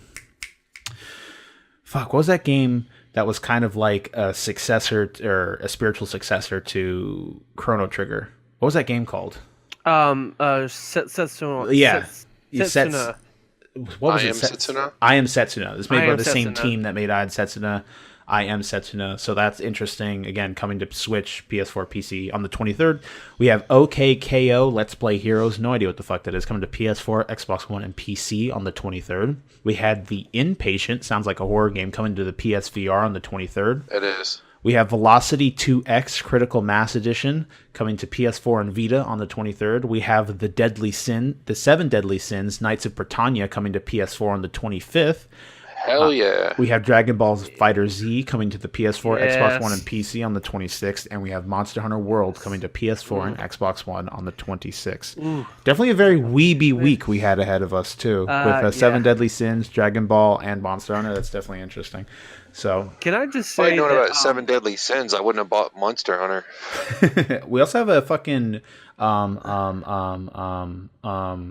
my god, what's the show with Akko, the witch? It's done by Trigger. We need to know Kuni? No, it's done by Trigger. It's an anime. Akko the Witch. Little Witch Academia. God damn it. They're making a game for that too that's coming to PS4 soon. I don't know when. Cool. Early this year. So also known as Harry Potter for girls. Yeah, Harry Potter for girls. What's the word? Shonen Harry Potter? Or no, Shoujo Harry Potter. No, Shoujo. Yeah. Shoujo. All right, so let's move on to our news real quick, and then we'll continue. So I don't even know if we'll get to our main topic, but we're going to blow through this. So we have Nintendo Labo is the new Switch experience teased yesterday. This is by Oscar Deus of GameSpot. We have Nintendo held a surprise Nintendo Direct Mini just last week, during which it revealed a bunch of new games for the Switch. We talked about that. But the company isn't finished yet. It's now teasing something else for the Switch. Blah, blah, blah. Everyone's seen it for the most part. Basically, it's DIY cardboard things for your Switch. And now this may sound interesting at first. I can't imagine dropping money, especially like from what I've heard, it's between $50 and $70 for some of these projects that you get. And they're basically little mini games for your Switch. So you can build a piano. You stick the pieces of the Switch into the piano. You could press the keys and the Switch will play music like a piano or things like that. Now, has Nintendo finally lost their minds? It's possible. Now, I think, Sam, you mentioned that this might be their attempt to kind of, what you said it, trying to get to kids. Yeah, not sounding creepy. I feel like this is more of because I feel like the first the first Switch commercial you saw there was not hardly any children in there. Yeah, it was The teaser directed towards commercial, older you saw a people. lot of basically millennials, basically like people who are in their 20s and 30s and stuff. 30s. Yeah, and Yeah. I feel like they're more on the gaming side. They're more of the hardcore fan base that's going to play a lot of the big titles and stuff. This is more of what Nintendo is known for their toy like sense of wonder and wanting to connect with kids. Now, when I first saw it, it's very bizarre, and after I saw it again, I thought, I don't want to hate on this too much. I'm probably not going to get this myself, but I definitely know there are kids out there who would love to see this because the technology that's being used, from what I understand, they're using the IR infrared scans, and I believe this cardboard has some kind of special like some type of circuits or something there. I did a little research, so apparently it's a special type of cardboard. And overall, I actually don't mind it. I'm not going to buy it myself, but I can definitely see a bunch of kids who would love it. Durability wise, I don't know if it's going to last very long and if they're going to get bored with it, but it definitely shows the possibility of like, okay, in the future, could we actually use the Switch for more than just a gaming, system? Can it be used to control things? Can it be used for other applications? Which is great because then that would definitely open up Nintendo for different fields. We'll just have to see when it comes out. We'll just have to wait and see how it gets received and what the numbers are and how they're going to implement this in the future. Great. My concern would be is the longevity, how long they're going to last, and if they're going to put more of the stuff out there. Are they going to have blank templates where you can buy your own cardboard and like cut it out and do your own thing? Please. Or are they Talking about Nintendo here, the Disney of video games. It definitely felt kind of a Lego-ish commercial to me. Like I was like I was like thought I was watching a Lego commercial just because of the way it was. It was like do it yourself kind of stuff. But again, I'm not gonna knock them for it. We'll just have to see what happens. Yeah, but exactly. I think it's just cool. I wouldn't mind demoing it. I wouldn't mind trying it out, but I would definitely probably wouldn't buy it. This definitely feels like something that's like also Okay, so Sam's gonna steal it. It definitely feels like something that's like an appeal to maybe collectors too. Like, oh hey, here's more stuff that you can kind of put on display, because I cannot see myself using these things more than once, and I would not take something that's almost $300 or even more than $300 and put it in something that probably costs $15 and then give it to kids. I just don't have I don't get good vibes from doing something like that, especially some of those things like the house one. You have the switch, like one of the controllers just sticking out the side. All you need is a kid to say, fuck this, toss the house across the room, and you got broken switch or remote things. Yeah, that's the real goal. That's the real goal. They're trying to get you to break your Switch so you could buy a new one. That's what it is. We got him. Yeah. We got him. So it just doesn't jive with me very well. Again, I could see either trying it or something like that, but I don't know if I'd want to give my Switch to a kid and like have him put shit in like less durable stuff and have him mess around with it without because you never want to hang out with a kid and then watch them play with shit to make sure they don't break anything. Yeah. You always want to just like drop them down in front of something and let them go to ham on whatever they're doing and then just not worry about them. And to be honest, I can see a lot of parents wanting to get this to work with their kids because some of those kits are kind of complicated. Like I saw the steering wheel one, and that had a lot of rubber bands and a lot of intricacies, and I was like, this is definitely like a parent kid kind. Now there are some kids who could probably do it themselves for sure, but your kids for sure. So I like I said, I could definitely see this as a great like tool to like say maybe you've got a 30-something person who has a Nintendo Switch for them, and their kids aren't really into that, and they were more mobile games. But then this comes out and says, hey, I can get this kit, and me and my kid can work on this together and be able to bond and like be able to like do stuff together. So that is one aspect I could definitely see, because if I was a parent, I would definitely get this for my kids, and I would love to do this with them. I would love to just customize the stuff, be able to work together, and I would want to be that kind of dad. So, but again, that's just me. That's what I would do. So again, it's one of those things we have to see. We have to wait and see what's going to happen and how well it's going to be received. Yeah, and also I think a lot of it falls down to the price too. What these things cost. Did you want prices? Because I actually have prices. Lay them on me, because I could buy my kid a $30 Lego set, and we could have the same exact amount of fun. So the variety kit, and this includes okay. So variety kit's going to have the 2 RC cars, a fishing rod, a house, the motorbike, and the piano, and it is retailed at $69.99. My soul. And then the robot kit, which comes the whole robot thing. Yeah. That kit is $80 for cardboard. Yeah. Plus, and you already have to own a Switch on top of this. Yeah. Callan's like fucking like dumbfounded over here. I like that this has sprouted up a bunch of memes on particular memeing sites, and I found like a bunch of people that draw like Nintendo Labo sex dolls and shit like that. Right. It's so fucking funny. I'm not gonna lie. At least to me, I'm definitely a developed memer. I could say that for sure. So, again, not much going on. Let's move on to our next article real quick. But yeah, we'll see. It all comes down to I can't see this taking off. Although there's a lot of people that already own a Switch. But I'd rather have like, oh hey, maybe the fucking virtual console store first before we get cardboard cutouts for our Switch. Yeah. So maybe if it was in a time where people didn't want anything else from the Switch, I could see it. Like, oh, here's something else you can do. But people are looking for games that are like that justify buying a Switch. People are looking for better features on the Switch, like maybe an internet browser, maybe like Netflix and shit like that. So an update to the firmware. People are looking for what was the thing I just said before that? I don't even know. Yeah, you're right. Voice chat.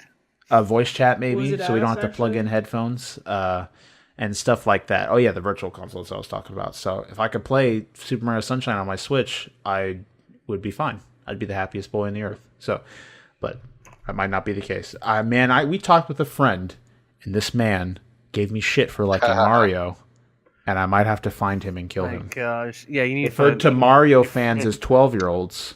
And this man was playing World of Warcraft back in 2004 with his old games and shit like that. I'm like, boy, it was Perry. Oh, so Perry. Yeah, that bitch. Boy. Perry, I'm calling you out. Meet me on the street that I live next to, and I'll stab you. Catch him outside. Yeah, catch me outside. All right. Moving forward, we have Assassin's Creed Origins Discovery Mode has been dated. Includes guided tours. Jesus, this is Alex Newhouse of GameSpot. We have the variety of historical settings of Assassin's Creed games has always been one of the highlights of the series, as it's fascinating to explore dynamic living recreation of Victorian England or ancient Egypt. Previously, however, if you simply wanted to explore the cities and environments of the games, you still had to put up with some combat and storyline. Today, Ubisoft announced the release date and price for a new mode, it's going to cost money, called Discovery Tour for Assassin's Creed Origins. This will allow players to learn more about ancient Egypt without the pressures of quest lines or combat. It's designed specifically as an educational experience, and it'll let you see the entire world at your own pace. There are two main components to Discovery Tour. First, the mode opens up the entire world to free roaming, and quest and combat are turned off. This way, players can simply wander through the cities, villages, and deserts to see what ancient Egypt might have been like. Secondly, Ubisoft will also add daily guided tours to the game to provide players with a way to gain specific knowledge of Egyptian society and history. These tours will be curated by historians and Egyptian experts. Discovery Tour will be available as a free update to anyone who owns Assassin's Creed Origins on PS4, Xbox One, and PC on February 20th. In addition, it will be available as a standalone download for $20 only on PC. That's really cool, actually. I bet you that shit's going to show up in school. Yeah, in other news, Ubisoft announced that the first piece of DLC is coming to Assassin's Creed Origins on the 23rd, called The Hidden Ones. It adds a new region, storyline, weapons, and more. In addition, the new patch was released today and improves the behavior of tamed animals and allows you to sell back outfits, among other things. So, what do we think here? We got basically a virtual museum of Egypt to explore for free, which is really cool. I don't know. It seems like I've only played a handful of Assassin's Creed games. I really only played 3 at the most because I just love the revolutionary war. I love that time. I love the history there. And I got plenty of of course it was altered and stuff because of the the complexity of it being a fictional historical game. I don't know how this is going to fit in because a lot of people who have Assassin's Creed, I don't know if they're going to want to take the time to learn about Egypt. I think a lot of times they learn it through the gameplay. And I think like Shawn was saying, that I think it's going to come to schools, but I don't know how much kids are going to be interested in this, because the only people who would be interested in Assassin's Creed are going to be probably maybe people in high school and stuff. I'm not knocking 10, 12-year-olds, but I just don't know how well this is going to be used as a tool. It just sounds like a walking simulator, and I don't know if anybody who wants to walk through and actually learn about Egypt. I mean, there's other ways you can learn about it that are more effective and, in my opinion, interesting. But that's just my opinion, so I don't know. I just see it as a way for people to know more about Assassin's Creed. I mean, it's a pretty popular game series, so I don't know. That's just my take on it. Okay. I think it's genius. I fucking love it. That is the only thing that has made me want that game. That was my favorite element of the old Assassin's Creed games, is exploring all of these historic venues and seeing the insides when they were in midst repair, or you got to see these buildings before they were destroyed, see how culture and how life back then might have been with the street vendors hawking their wares, people getting around. Man, I just think it's fucking genius. I don't know why they didn't do this with the first and second game. I have no concept why this didn't happen sooner. Yeah, it's and if interesting. Ubisoft keeps doing things like this, I might actually start giving them money again. But it's not enough to win me back over yet. But it's such a genius. It's such a good idea. And everyone that I know that has played and enjoyed Assassin's Creed had the same kind of experience I did. They all liked the game, but they fell in love with it with all of the locations and how beautiful everything was. And it was really stupid that just to go and look at something, if it was a dangerous area or a high level area, or the plot dictated you get attacked in that area all the time, that you didn't really have the opportunity to stop and just look at things. I think this is fucking genius.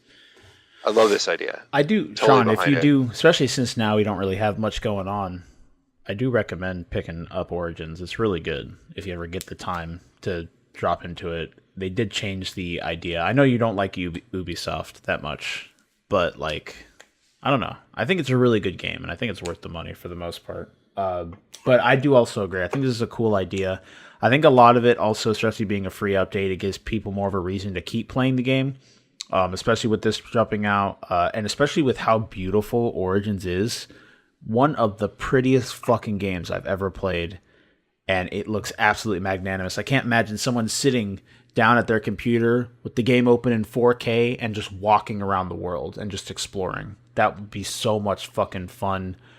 And yeah, dude. It sounds so cool. I'm definitely going to pick it up. I like also that you can get just that mode for $20, and you don't even have to have the game.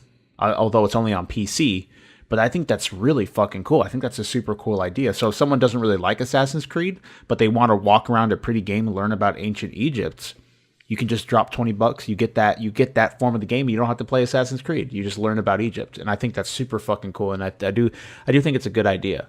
And again, I don't know how well to explore it in that manner. Yeah. That's fucking just awesome. go wherever That's the fuck much you want. better than those video things that they do in schools now and whatnot. I think the $20 thing would be a pretty good idea to use in schools.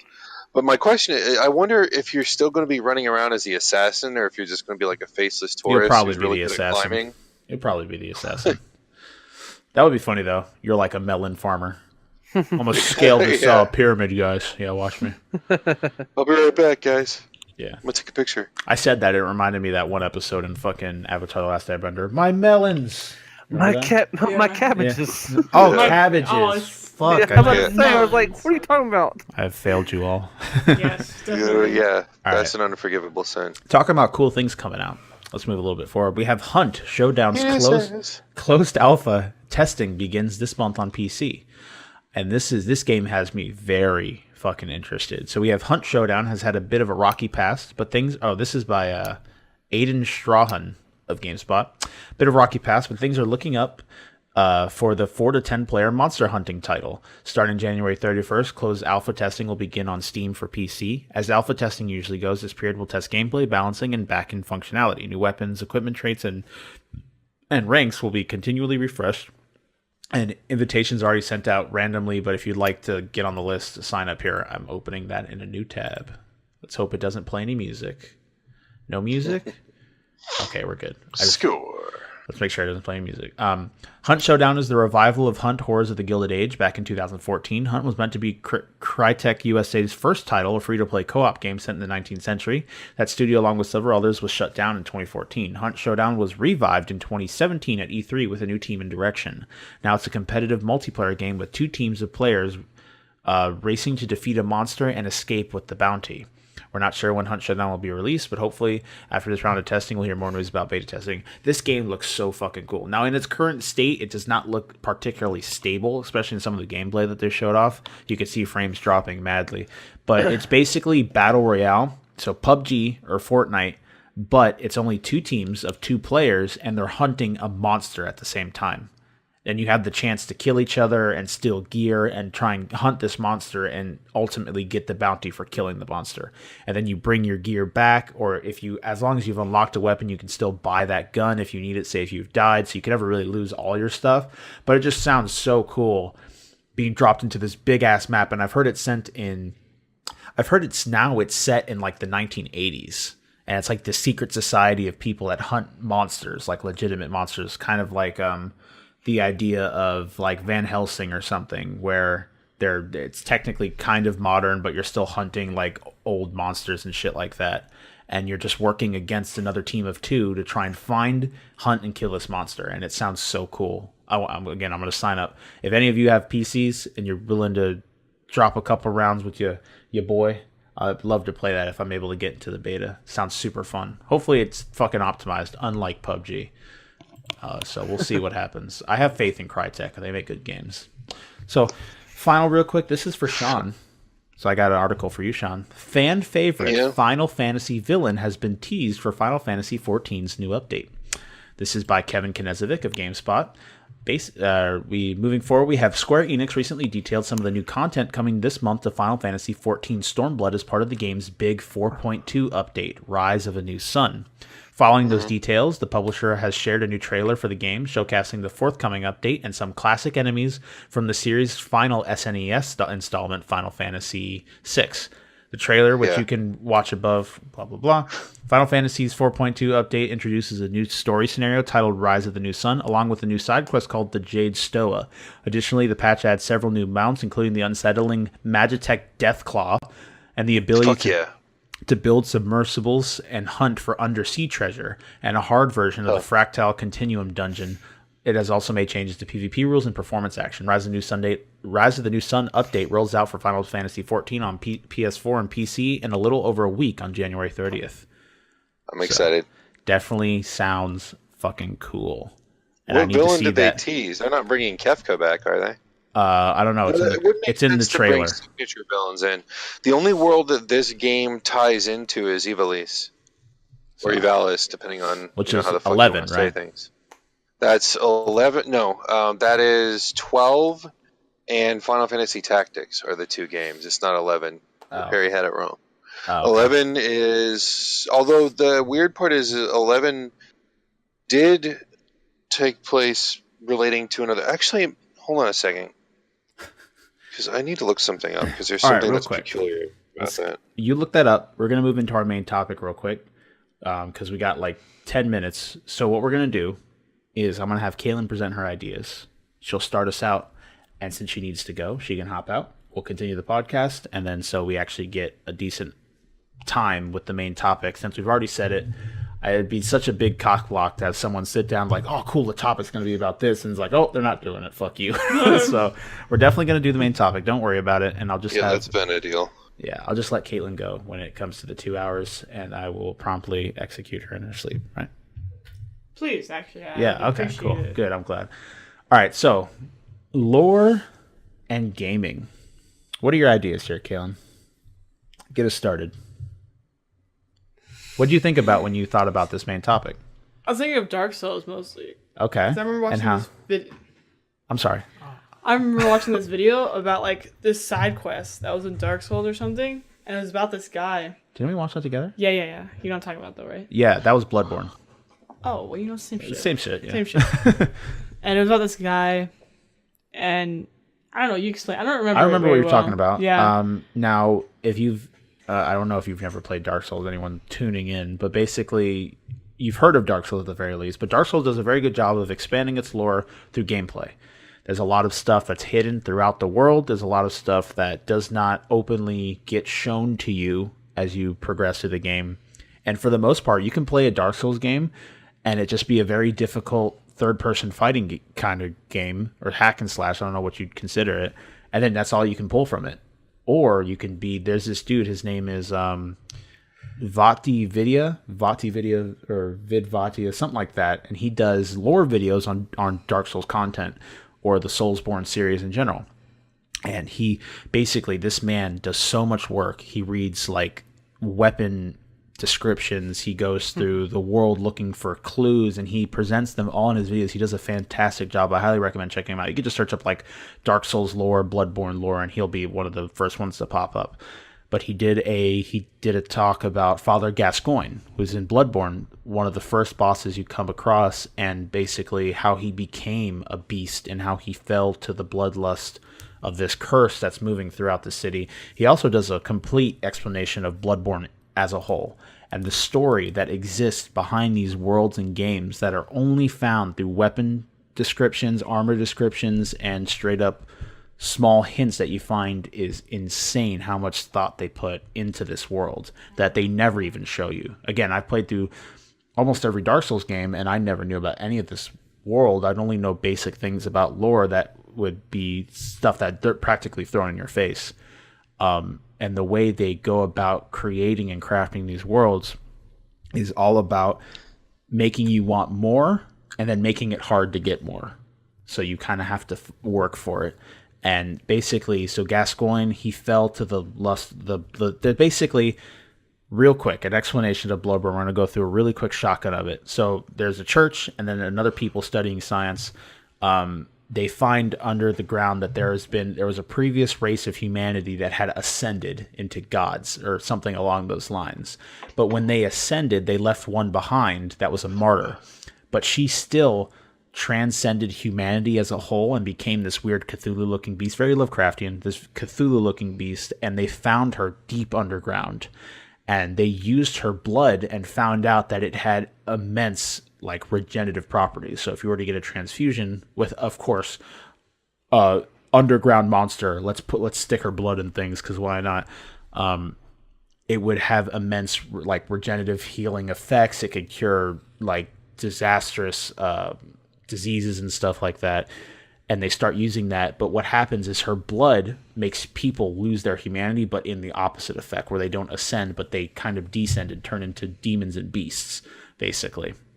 And Father Gascoigne was a hunter, and he was part of the church, and he set out to kill the beasts. At night, they'd go out and basically purge the town of everyone that had turned into beasts. And all the game takes place over one night. So with Gascoigne, he fell prey because the hunters, in order to heal themselves, they use blood vials. So they use the blood, and they can fall prey to the bloodlust as well, and they could turn into beasts. So that's his goal. But none of the story had to revolve around him, but it was his family. So his daughter, you could find chilling off in the distance, and what can happen is she's looking for her parents. They went out. She slightly references that her father was a hunter. She goes out and looks for, it depends how you play the story. You can either tell her to stay, or if you don't tell her a certain thing, she'll go out and look for them. And if you follow the path that she would have taken, you can find like a torn up ribbon by like one of the enemies. So like she actually went out and died in the way out to, now this is all side quest. Now this is the main story, but went out and looked for her parents and died in the process because the hunt was going on. And you can find this music box that belonged to his daughter in the boss arena, like above it. And if you use it during the fight, it will stun Father Gascoigne. Like he's slowly kind of being brought back to humanity. and it will let you get some free hits in, basically. And so it's just the way it's called, the series in general is called Prepare to Cry, and it refers to basically really sad side stories that exist in the Dark Souls universe. But it was just very interesting to find all this took place through reading item descriptions and talking to like two to three NPCs, and this whole story was brought together through us searching these facts. So that's kind of an interesting. They do a very good job of immersing you in their world because they make you want to look for more. And I, as well as Shawn, you could probably tell from earlier with the fact that he's really invested in having a believable world. So Shawn, what do you think? What do you look for when you're playing a game? What are some things that give you like a plus in your book when it comes to the way the lore or the world is constructed? That at least helps with immersion. Cohesion. Okay. Things need to fit together. I mean, it does not have to fit together immediately. It just has to fit together by the end. And I'm not talking about that we ran out of budget. We can only do 2 more episodes instead of the planned on 6. So let's cram it all together and hope for the best. I'm talking about. I don't like games without lore. I'm not interested. I'm interested in being part of a story. That's why if Overwatch didn't have those little movies and all those little hints in the levels, that game just would not have kept me. Even though you guys wanted to play it, the only reason why I stayed interested is because it's got this great lore. And the lore is barely, I mean, it's in the game in terms of Easter eggs littered everywhere like leprosy. But in terms of what keeps something interesting, you've got to have a good story. And if you have story, then there has to be a mythology to the story. And the world has to have You tried, Caleb. a cohesion, a set of rules that it works by. That's just classic storytelling. That's 101. And it seems like people think they can skip that and lacquer on a layer of varnish and great graphics, and that makes it all okay. And whereas that might give you a lot of great mechanics, that might suit some people like Tyler. Tyler's a big mechanics guy. He doesn't really give a shit about the story so much as he likes skipping how them damn the pieces, cutscenes. how it plays. He just cares how the game plays. That's all that matters to him. That's fine. He looks at it kind of from a sports perspective, like how everything fits together in terms of mechanics. I care less about mechanics, and I care a lot more about the story. And if you don't have a well-built lore, if you don't have a well-built mythology, if there isn't something behind it guiding a strong narrative, it loses me very quickly. Okay, so And, here. Quick question. So, say you're playing a game, and you can only pick one element from the game to be fantastic. Would you rather have the lore and the world, kind of, that's one category, the gameplay, or the characters? I'm splitting the characters up purposely. So, would you play through a story that had awful characters, but the story was okay, which sounds difficult to imagine now that I'm saying it, but because we don't have many good examples of that. Characters are part of the story. Yeah. And the characters sometimes make up the lore. Yeah. But say I mean, but it's possible because you could have. I need an example. I can't think of one. Exactly. All right. Fuck that question. All right. So you'd rather have a well-built story compared to. I mean, it makes sense because if you look back, and although the gameplay was deep, for the most part, if you look at the older Final Fantasies, if you look at it from a base level, sorry, I'm trying to move this fucking chair out of the way. They were pretty simple when it comes to role playing. Well, I mean, their gameplay, the whole, mechanics. Yeah, from a outsider's perspective, looks like nothing special at all, but they tell these put together amazing stories with amazing characters. Yeah. That's why Final Fantasy has always been my go-to up until 15. Even 13, well, 13 was rough, but 15, I mean, at least 13 was complete. I mean, that much I can say. That's the thing, man. The gameplay in 13 wasn't strong. They tried to do something different, and it failed. That's going to happen. They tried to do something too different, with 15. But if you look at any of the Final Fantasies, they always do something different with every game. Fuck, it took me some time to adapt to 11. I didn't like that game a lot for months. Or was it 11? No, 12. 12. It took me a long time to like that game. But in the end, I did because of the characters in the story. You know, I was running around in this world that just didn't feel well built to me, and it didn't feel like Final Fantasy. And then eventually, I started uncovering enough pieces of the puzzle and the lore, and getting a feeling for the world where I could see that this was a world being torn apart by civil war, and there were, you know, brothers killing brothers, and there was just all this intense drama. It was really good, and so story is always paramount to me, and story takes place before gameplay. And like Perry bringing up the fact that Mario doesn't have story. No, it really doesn't. Mario's a kid's fantasy with excellent gameplay that any age can get into. And that's what makes platforming great. I mean, rarely does a platformer have an intense amount of story put into it, because with that, it's more about the fun of the mechanics and the visual appeal of the levels, but that's still highly entertaining. I don't think that has like an age requirement, you know what I'm saying? So, I mean, it's like Legos or, you know, anything, you know, mini golf, for instance. I mean, it's not mini golf is not the most adult activity I can think of, but it's still fun as fuck. So, you know, I just, you have to have a good mythology for your world for it to be immersive and entertaining to me. I mean, I one of the strongest reason why I was willing to put $77 down after I spent $160 on the special edition, after I bought all these mounts and shit for this game, isn't because the mechanics are fun. They are fun. But the mechanics don't matter to me if I can adequately play the game. The reason I like this game is because it tells an interesting story, because I get to be the main character in the story. Is it as strong a narrative as a standard Final Fantasy game? No, it's not. But it's so much stronger a narrative than any other MMO I've ever played, because it does have that Final Fantasy touch. It's got that writing behind it. There's a lot of flaws in this game. There's a lot of flaws in a lot of things, but I still very much like it because it feels like I'm playing a one-player game. I'm playing a Final Fantasy game that my friends also get to play with me.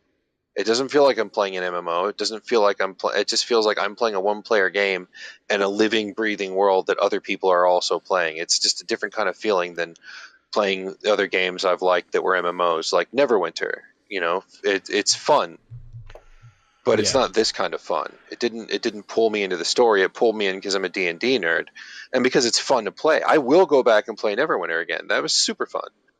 But this is a totally different experience. So I like Caitlyn and I enjoy games with a narrower focus because that allows for deeper storytelling. And deeper storytelling, the satisfaction comes from being able to immerse yourself in another world and escape. Just like anime, books, comic books, movies, TV, you name it. The better the story, the more satisfaction you get from being a part of that story. I don't get that same kind of satisfaction from anything else. That's the best kind of satisfaction I can imagine getting besides surfing and sex, and those are a totally different ballpark. So real quick, I want to say I 100% agree with you. I do believe that a story and characters in the world that the director of whatever game is trying to tell is my priority when it comes to playing a game, and I think that's one of the reasons why I thought that Nier for last year was one of the best games of the year, because they had a well-done story and had well-done characters. And on top of the fact that the presentation was very good. The music was fantastic, voted the best of the entire year. The gameplay was good. It was nothing to write home about, but it was enough to keep me invested in playing more. I enjoyed the little RPG touches. I liked the fact that the game often broke meta when it referred to certain things. It made you feel like, again, it had its odes to older games and stuff like that, and it was a good game. But I think the main thing that will make me remember that game for as long as I did is how the story was told and how smartly the world, or how intelligently the world was presented to the player. And I thought that everything they did was fantastic. Now, I just want to say that real quick to agree with you, and I want to ask Sam's opinion. When it comes down to a game, what do you look for in either lore or story, or even if you do look for something along those lines, what keeps you or gives you that additional, those points that make that game better in your book? So when it comes to lore, the example I want to give is Legend of Zelda. And the reason I want to bring up that is because if you think about it, it's actually one of the only games where the lore is constantly changing. There is a cohesion to it in a sense. I have a freaking heavy book that gives you the official timeline, and it's crazy. It's connected, but it's also like it gives a parallel universe kind of theory. You've got three parallel universes actually. Three now. And that's what I like. I've always loved parallel universes. Like one of my favorite. I don't mean to go off on a tangent, but technically it's part of lore. But one of my favorite superheroes is the Flash, is because he's been part of major turning points in DC Comics when it comes to parallel universes. He's the reason why one universe was created and how another one ended up happening.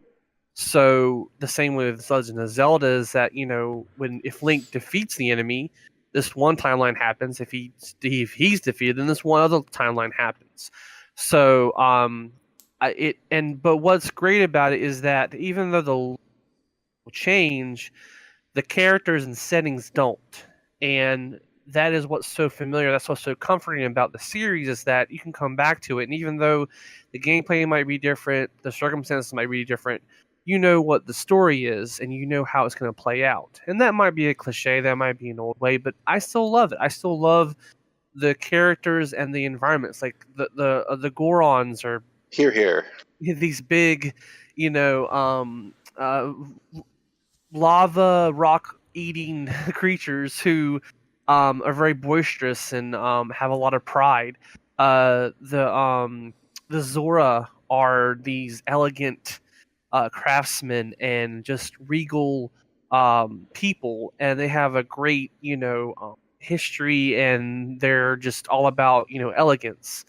You then have the Rudo, which is fairly, I'm gonna say, been there for a while, but they're fairly new, but they still they're more of these nomads, these traders around, because they're birds. And then you have enemies like Octoroks, Choo-Choos, all these enemies that you know of, and they're in every game, but they're always different. They're always in different light, and that's what's great about this game, is that you can start from the first game, and then you can play it in Breath of the Wild. You still have some of the same enemies. They might be different. They might have different attitudes or different behaviors, but you know what they are. And like I said, the lore, and that's what's great about it, is that the lore changes. Like in your Breath of the Wild, you have a completely different way of how Ganon comes and how he's defeated and how Link is chosen. But like in Ocarina of Time, it's a completely different story. And to me, that's the lore that I love. I mean, I freaking bought the whole manga series of Zelda. If you still need to collect, and I have the Hyrule Historia. I'm a huge fan of that, and I think that's what brings me in is the characters and how they change every time, and how they expand, how they evolve. And that's why, to me, when it comes to lore, familiarity helps. If I have a game that for 30 years can still grab me in, even though I know what the story is, I know the characters, I think that's a plus in my book. All right. I also think that the thing with Zelda that presents an interesting point is the fact that lore and story can kind of be held on separate levels too. Because in a lot of Zelda games, now this isn't always the case because there are some outliers, but the story is never really anything super special. Now, not like something. Right. Now, it can obviously, be pretty thin in some of them. Yeah. Oh yeah. Especially fucking Breath of the Wild. Yeah, am I right? No, just again, we all have our issues. But But there are all other games where the story is told very well, and the characters are, again, probably one of the larger redeeming factors in the better story games. Like if you look at Twilight Princess and stuff like that, a lot of it is the characters that are kind of helping you stay there, because the story is pretty much always the same. And although there are some changes, like you'd see in Majora's Mask, which has spawned countless theories on different ways that story is presented to the player. I know it's canon, dude. He's dead. It's canon. even more of the chiller titles like Ocarina of Time, which is more of you're just exploring the world and you have a straight up story. You're gonna go kill Ganon, you'll meet people along the way, you'll do some dungeons, or you have Spirit Tracks was probably the simplest one. Yeah, or you have some thicker laid on ones. Dream one was the Dream one. Those Phantom Hourglass was pretty chill too. Oh, Link's Awakening, which actually that's it. Yeah, that one was cool because it was like a one-off, or not a one-off. It was like a one-off. It was just like a random story, but that one even was like, okay, well, here's a familiar world, but this story is different, and his point is to not save the princess. It's to wake up the the big fish. Yeah. Do you know that was that he actually did in the canon? He actually did have an event. He wasn't just asleep. It wasn't just a dream. Yeah. He was sleeping the whole time, but while he was sleeping, his essence was transported somewhere else. He actually did do something. Yeah, I thought that was cool. That was cool. All right. So as a Zelda fan, as a hardcore fellow Zelda appreciator, oh god, I'm gonna sit back. I have my favorite game to play. But what was your favorite story? Which one told the best story? I'm curious. If we're on the same page with this one. Give me that Twilight Princess. Yeah, right. That's where I'm too. I am too, but I want to see where Sam is. Well, to me, I don't want to sound like a agnostic, but I really don't really have a What the fuck? Hold on. I don't want to sound like I don't believe in a higher power. Weird parallel. Sorry. I don't mean to be on the fence or to not have a favorite, but I really don't really have a favorite. It's more or less like. The ones I really enjoy, the ones that I played the most were, even though the story didn't really fall into it, but I really enjoyed Oracle of Ages and Seasons because it was more of a interconnected story, and while you did similar things, I felt like it was, this is a different type of land, and Link is on a different type of quest, even though it's still the same thing. You save a girl, but it's more for it's hard to tell when there's like 7 pixels.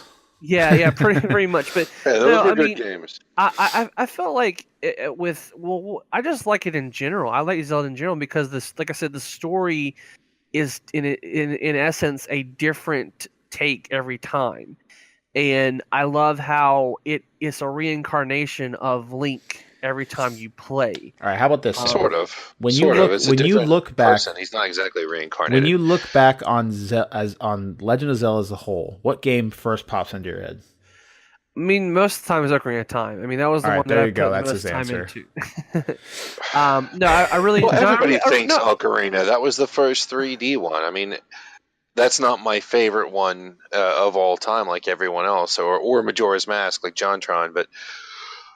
I mean, everybody thinks Ocarina because Ocarina was a game changer. Yeah. It's like everyone thinks Mario 64, whereas my first thought is to go back to like Mario 3 or Super Mario Land as the best. What was the second one called? That's my favorite. Super Mario Land. Mario 2 or Lost Worlds? Which one are you referring to? It was on the SNES. It was like it had 2-player. You could play, and then what the fuck are you talking about? And you had like an overworld. I forget what it's called. Super Mario 3. Oh, you're talking about Super Mario Land. Oh, you mean the one with Yoshi? Yeah, you get a Yoshi. With Baby Mario? Yeah. Or the one with... You get a Yoshi. Oh, okay. Oh, yeah, that was... Are you Baby Mario? No, or are you playing as Yoshi? You're playing as Mario. World. It's typical. Is it World? It was on the SNES. I fucking love that game. I mentioned that. It was a launch title. The one where you start off... there's like Star Road and Rainbow Road and all that. That game's badass. It's all about Sunshine, though. All you fuckers, sit down. Sunshine is I'd say the best in terms of gameplay. I'd say Sunshine was definite. Plus, the levels were just so colorful. Oh, the levels were really well designed, man. I gotta play that game. Nintendo, fuck your cardboard creations. Give me my virtual market. Shit. I'll buy 2 copies of fucking Mario Sunshine. I think another great game that treats lore very well is Chrono Trigger. That Again, game, Square Enix. JRPGs, Yeah. boy. They're all about it. I'll just say JRPGs in general. Now, not all of them have great stories. A lot of them are fan service and just play nowadays, to a certain yeah. crowd. But no. I mean, just in general, at least with them, they take time with their story, and some of them may be convoluted, but a lot of them, like I remember Chrono Trigger the most because of those moments and those times where you when you first meet Robo, or you first meet oh gosh, Or the that cat deal with girl. Shala and Magus, and Shala actually being Lavos and all that shit. Yeah, exactly. Which was amazing. Like, it's those stories like that where you get invested in these characters, and I think that's one thing lore is that characters are such an essential part of it because they become the legends that we always remember. There's a reason why it's called Legend of Zelda, because it talks about all these great things that Link and other characters did, and then it goes on to the next story. Chrono why Trigger does it was say- huge for me, why does man. it That just was say one of my Legend of favorite Link? Super Nintendo games. I put hundreds of hours into replaying that game. Oh yeah, I was so brokenhearted when they didn't include the canon ending until the DS version. which That is part where you probably- crack open Lavos and Yeah. and she steps out for a moment and she has that conversation. That was the only unresolved plot thread, was Magus' search for his sister, and I don't know why she got cut out. But in that fucking DS version, at the very end, if you do something right, for a moment you'll crack Lavos open. Her spirit awakens. She talks to Magus. They have a conversation, and then he realizes he has to kill her, and she goes back inside, and they kill Lavos and put her to rest. And that was the only thing it was missing. I played that game hundreds of times trying to find that ending, and it wasn't there. Love All that right. game. And Okay. again, it's the lore. Next Chrono question. Trigger's Next badass. question. Next question. I'm thinking. What was I Penises. going to say? I was going to. I do agree with both your points, and I do feel like story is the highest of priorities when it comes to me. Because it's something that, again, it's what you'll remember for the most part.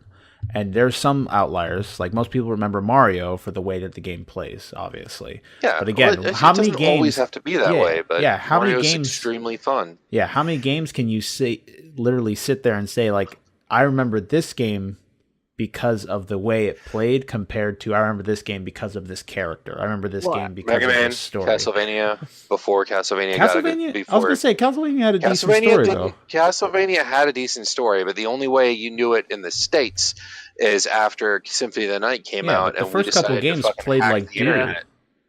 No, they were all the games are good. Fuck you. No, they But the played first like, games the first didn't, two played. didn't tell you a strong all of them story. were good. Simon's Quest. Yes. Shut the fuck I up. love Simon's Quest. That game was garbage. It You wasn't sit the fuck garbage. It's down. just different. It was bad. Okay, It we'll wasn't leave it at bad. that. Simon's Quest was an awful game. We're not going to talk Simon's about Quest was not an it. awful They game. made wasn't that They made multiple poor design choices when they made that game. But we'll leave it at that. It's not perfect. We're by not any talking means, about. but We're not Simon's talking Quest about was best fun. gameplay. It was. But bad. yeah, you didn't get a deep story with Castlevania here. Over there, they had books, they had comic books, they had resources that shared the story of Castlevania. But here, it was just a really great aesthetic platformer. It was the first Yeah. platformer with horror aesthetic, and that's what made it so neat. Plus, Name it a was game that's not a ridiculously hard. platformer. That's not multiplayer. Does it? I'm thinking name a game that's not. I'm trying to think of another example because everything we've thrown out has been a platformer. That's not multiplayer. That people, when they think back, they remember gameplay. Because when I look back at like old games that I really Lemmings. enjoyed, Lemmings, Lemmings was a puzzle. Yeah. Lost Vikings, again, it's a puzzle thing. when I look back at Halo, the first thing that comes to mind is Master Chief. When I look back And the at story. what? Halo had a great narrative, Yeah, and that's it was what a I'm really saying. polished shooter. Yeah. Yeah. I guess I'm gonna lump in Metroidvanias with platformers, obviously. So Samus doesn't count.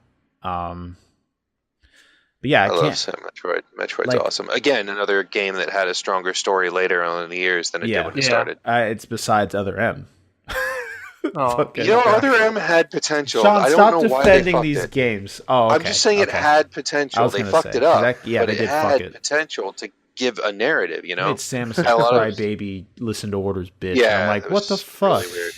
This isn't the woman I grew to have a crush on. Well, you know, Other M was removed from canon, so That's Yeah. good. Like Last Jedi, right? God, if they would Oh, just remove the no. entire everything God. Disney touches, I'm just pulling. not canon. I'm just bringing it up to piss off Sam because he likes Last Jedi. So we just mess with Sam here. I forgive you. All right. So final thoughts, real quick. So obviously, I think Last Jedi sucked. I think Wait, what? I think also immersion obviously is a really big factor in keeping us invested in actually wanting to learn the world that we're being presented to. Because, like you said, Devil May there's Cry. Not a platformer. yeah, but I think of Had a Dante good though. story. I think Dante's just like a badass character. Same Well, his thing when I look character's back. part of the fun, but his world is fairly well developed if you look at all the media. Well, yeah, but I'm talking about when we look back on the game, the first thing that pops into mind is like characters and story. Usually, it's Yep, not. Gauntlett and Virgil Yeah, and Lady when I look back on Trish. Bayonetta, I think of how cool Bayonetta of a character was. I don't think the gameplay was good because it's platinum and they make good games. But if it's not like Quick a side note: we've been Okay. doing this for how long? This podcast? 2 hours and 20 minutes. It's taken me 2 hours and 20 minutes to craft a requested quest item That's in fine. Final Fantasy XIV at a high level. Nice. That is how hard this fucking game can be. 2 hours, 20 minutes. I just did it now. Rip. I'm at the level where I could fucking do stuff for 2 hours and 20 minutes and level up once. It takes so long to fucking Yeah. level. All right. Again, final thoughts. I think also immersion is very important in actually making you want to learn the world that you've been presenting, because you can make a really good world, but if you don't present it properly, some people get turned off very quickly. Especially with so many games out today, it definitely becomes difficult, and it's hard to cohesion, like you were saying earlier, is very difficult too. It's hard to make sure that every branch connects properly and that you're not confusing your audience. So it was just, again, a topic. It was brought up by Caitlyn, who's now no longer with us. She has gone to do her homework. So And finger her butthole with a wet wipe. yeah, I'm never gonna live that shit down. I'm gonna name the Oh title. no! I'm gonna Oh title no! this That's episode. going in the permanent book. When we're all like sitting on a front porch bitching about children and throwing shit at them, Yeah, I I'm gonna will listen to remind episode her 37. about when she talked about fingering her butthole. Yeah, I might just name this episode "Fingering My Her Butthole. There you go. No, we need to get listens now. No, just play it. It should be like it takes two fingers, Oh gosh.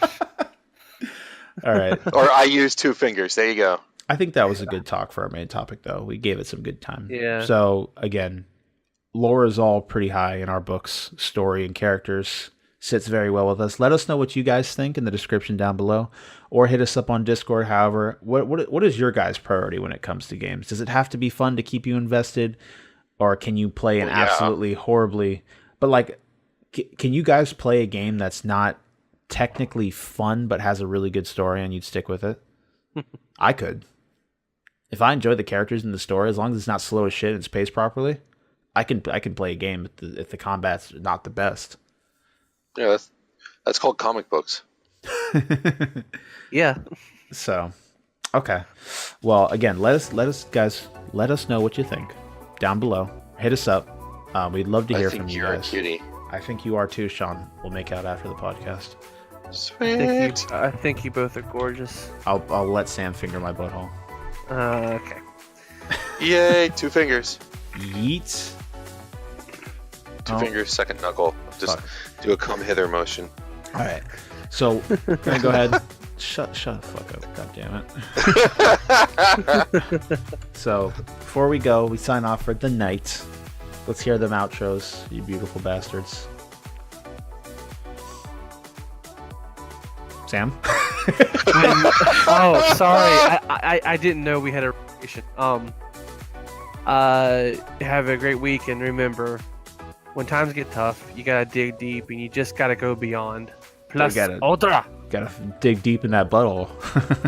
Do it. 2 fingers. Next time we start, next episode, we're gonna start with finger and buttholes. What about you? What about you, Shawn?